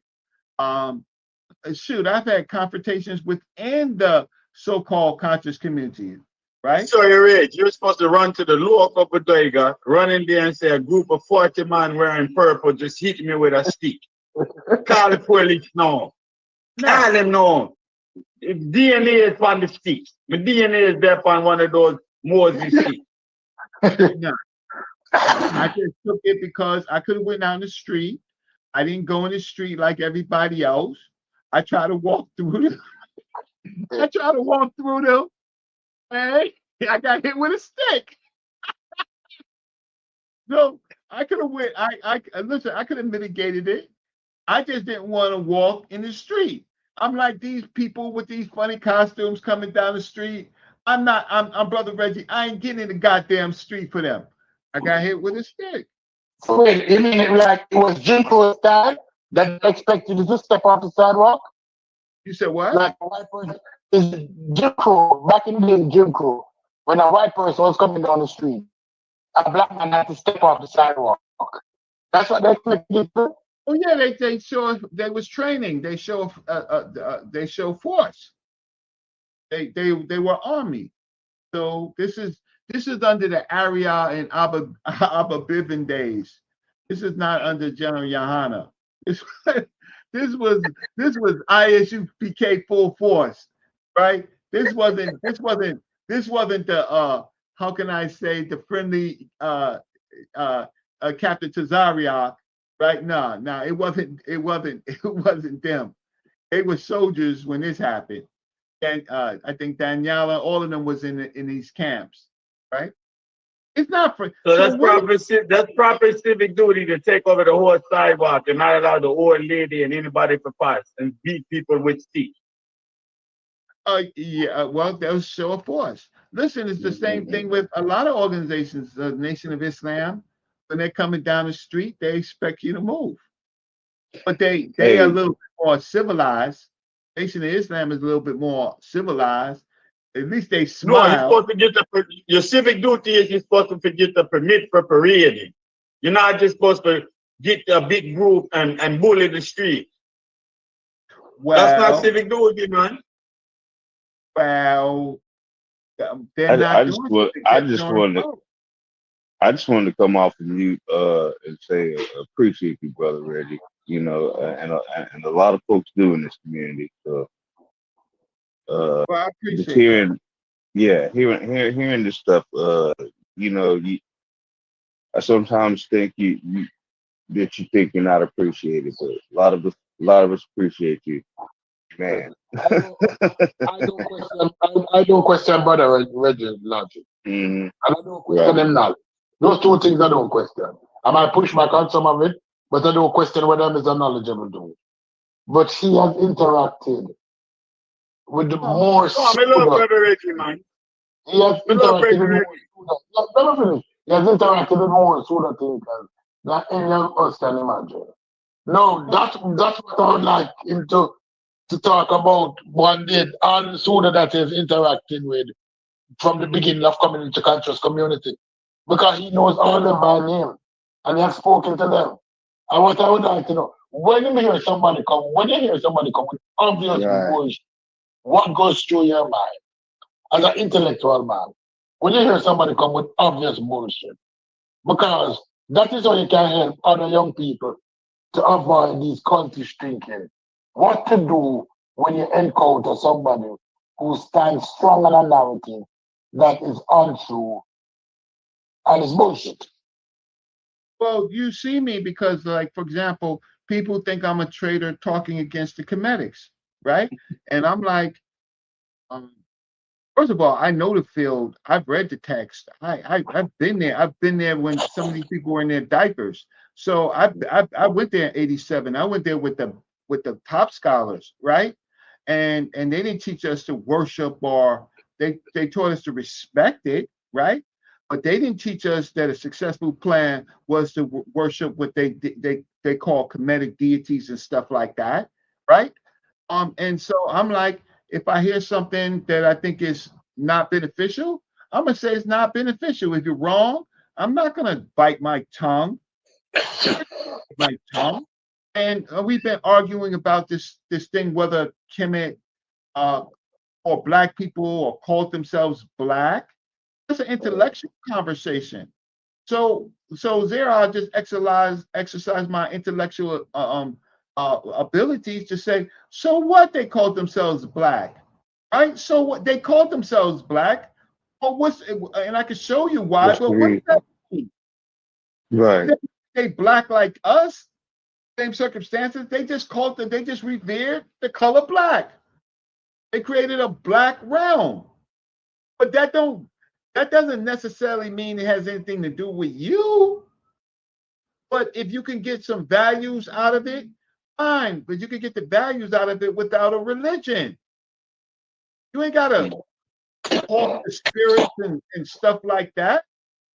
Especially when most of these people can't read any of the language. They don't go to museums with me because I'll make them read. I'll stand up there and say, okay, fine. Here's this stela. What does it say? Just tell me nobody's perfect, but tell me what, man, I knew that some of these people, when they couldn't even show you what Hotep was in the glyph, or Kemet itself in the glyphs. Or that's what I'm talking about, Rich. So, Rich, that's what I'm talking about. It sounds like a joke, right? But when you say bro, Rich, and then your demeanor, right? Especially in the internet world and the platform you was there upon, right? it gave off a friendly presence, and people took advantage of that. That's why me always, when I found out you were some Casa Hill, that's why me say, no man, I Casa Hill Reg. That's why Reg is willing to turn up, and you don't understand. But in the platform you was on, you kind of got, you know, you got the nice guy type of vibe going on, you understand? But the platform wasn't fit for that. So people kind of relegated the information because of that perspective of Uno. But I don't think that that's you, because I've always seen you fight and defeat. You understand?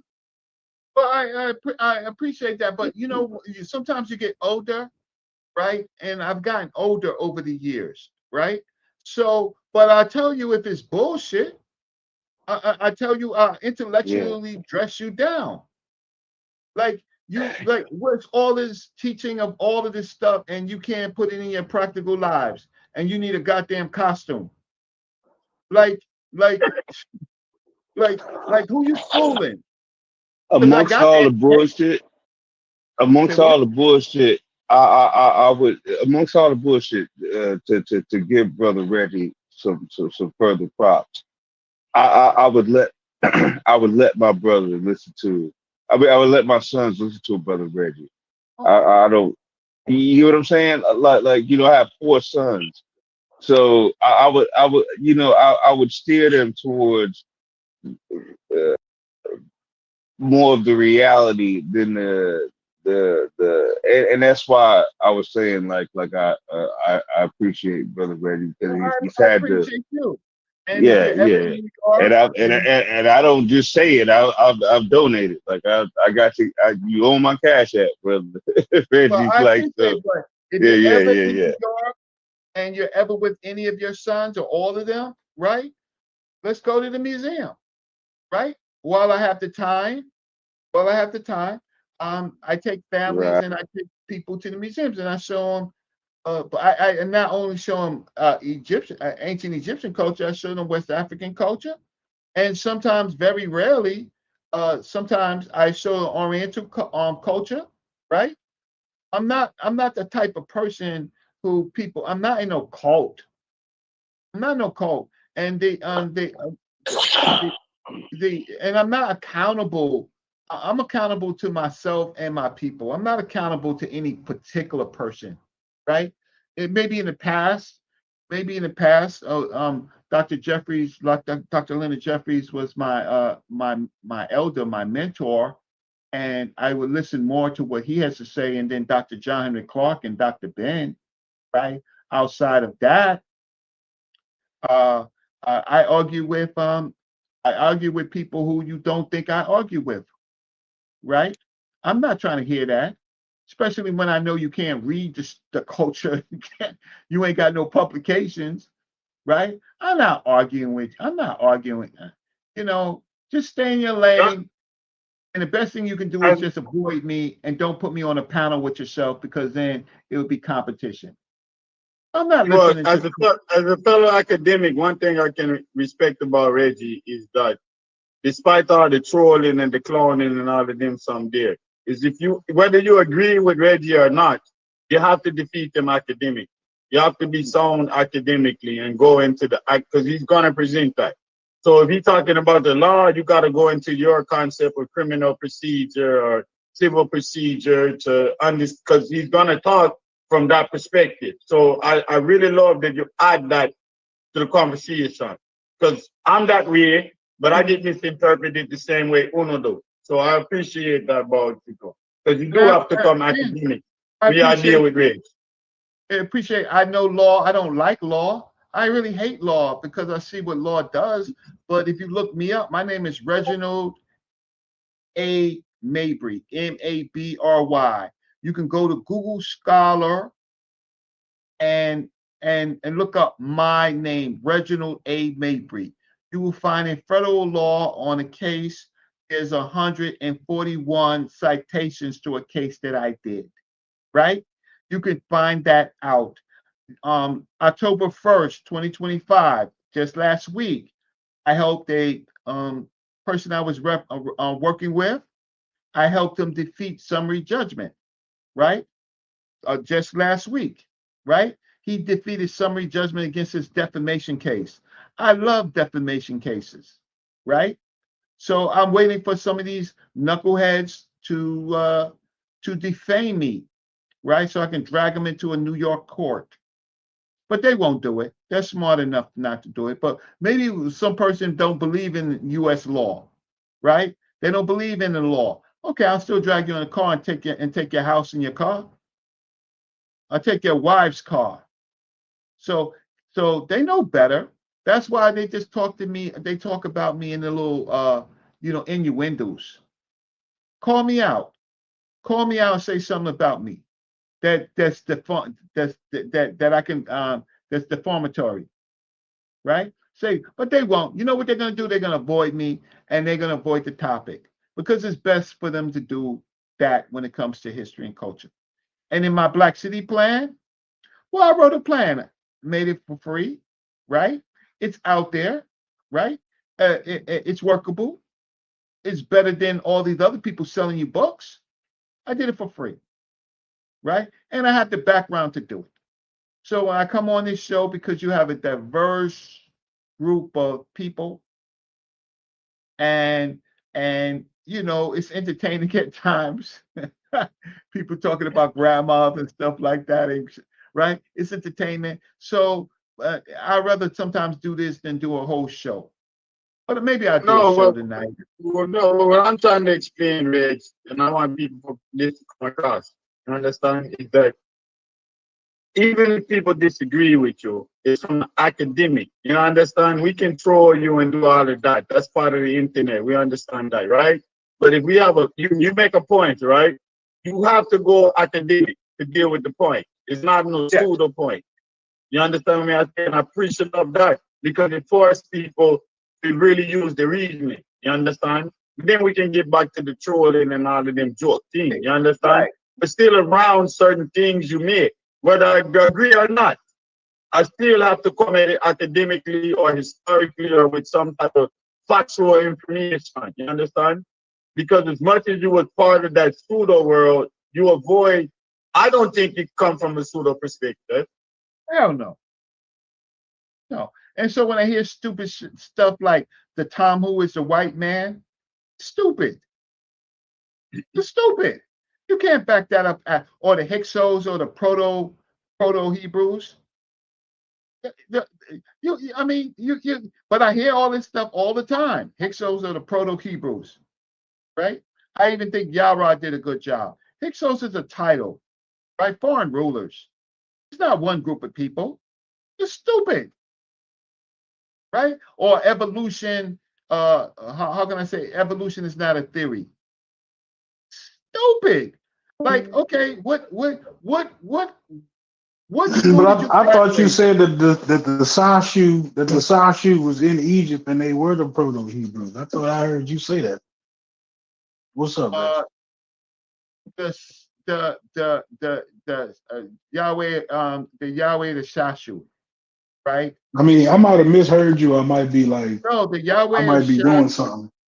But the I remember Yahweh you saying that. Shashu were around was in Edom. They did come into Egypt to attack Egypt, right? They did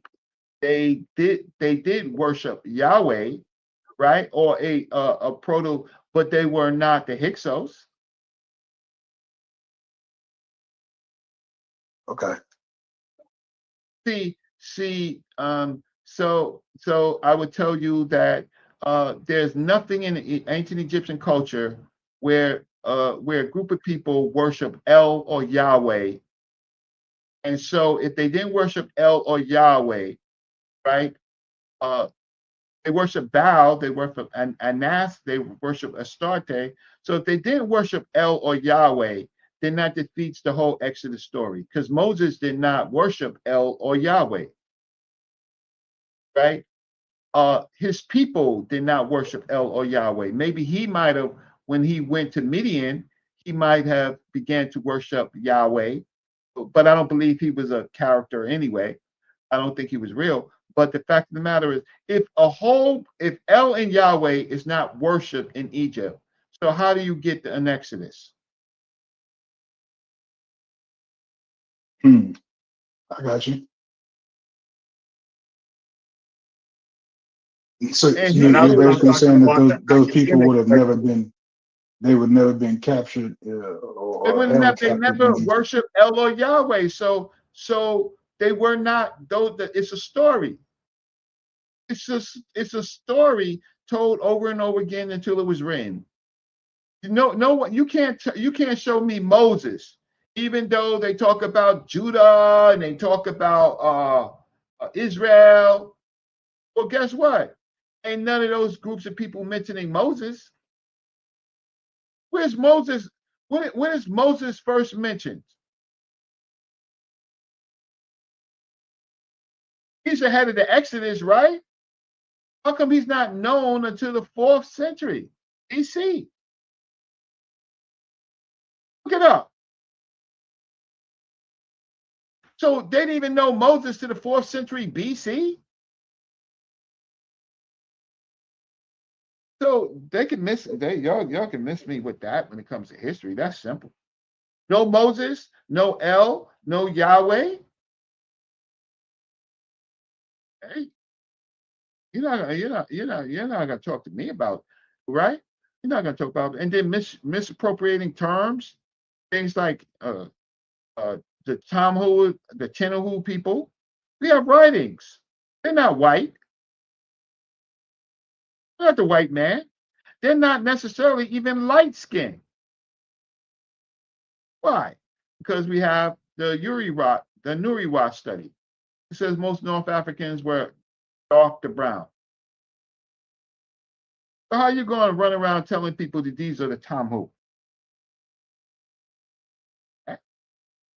We can be friends, but my friendship is not dependent on information and all the spooky stuff. Like you can go to the museum all day and you can see these artifacts and you can stand in front of them, but they ain't gonna talk back to you. You better look for some writing to see if you know who the person is standing in front of you, but they're not talking back to you. They're not having a conversation with any of these netters or any of these religions. You're not having a conversation with them. It's in your mind. So why don't we get to something that works?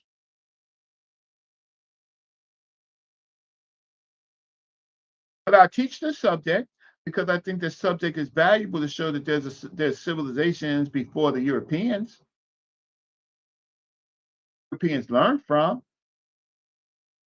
I'll teach the subject, but you're not going to get me, standing in front of some object and think the object is talking to me, speaking English. Imagine that. An object is speaking to me, but it's an ancient object and it's going to speak to me in English. Get that out of here. So if that's what y'all want to hear in the content community, hey, that's more power to you. But listen, I'm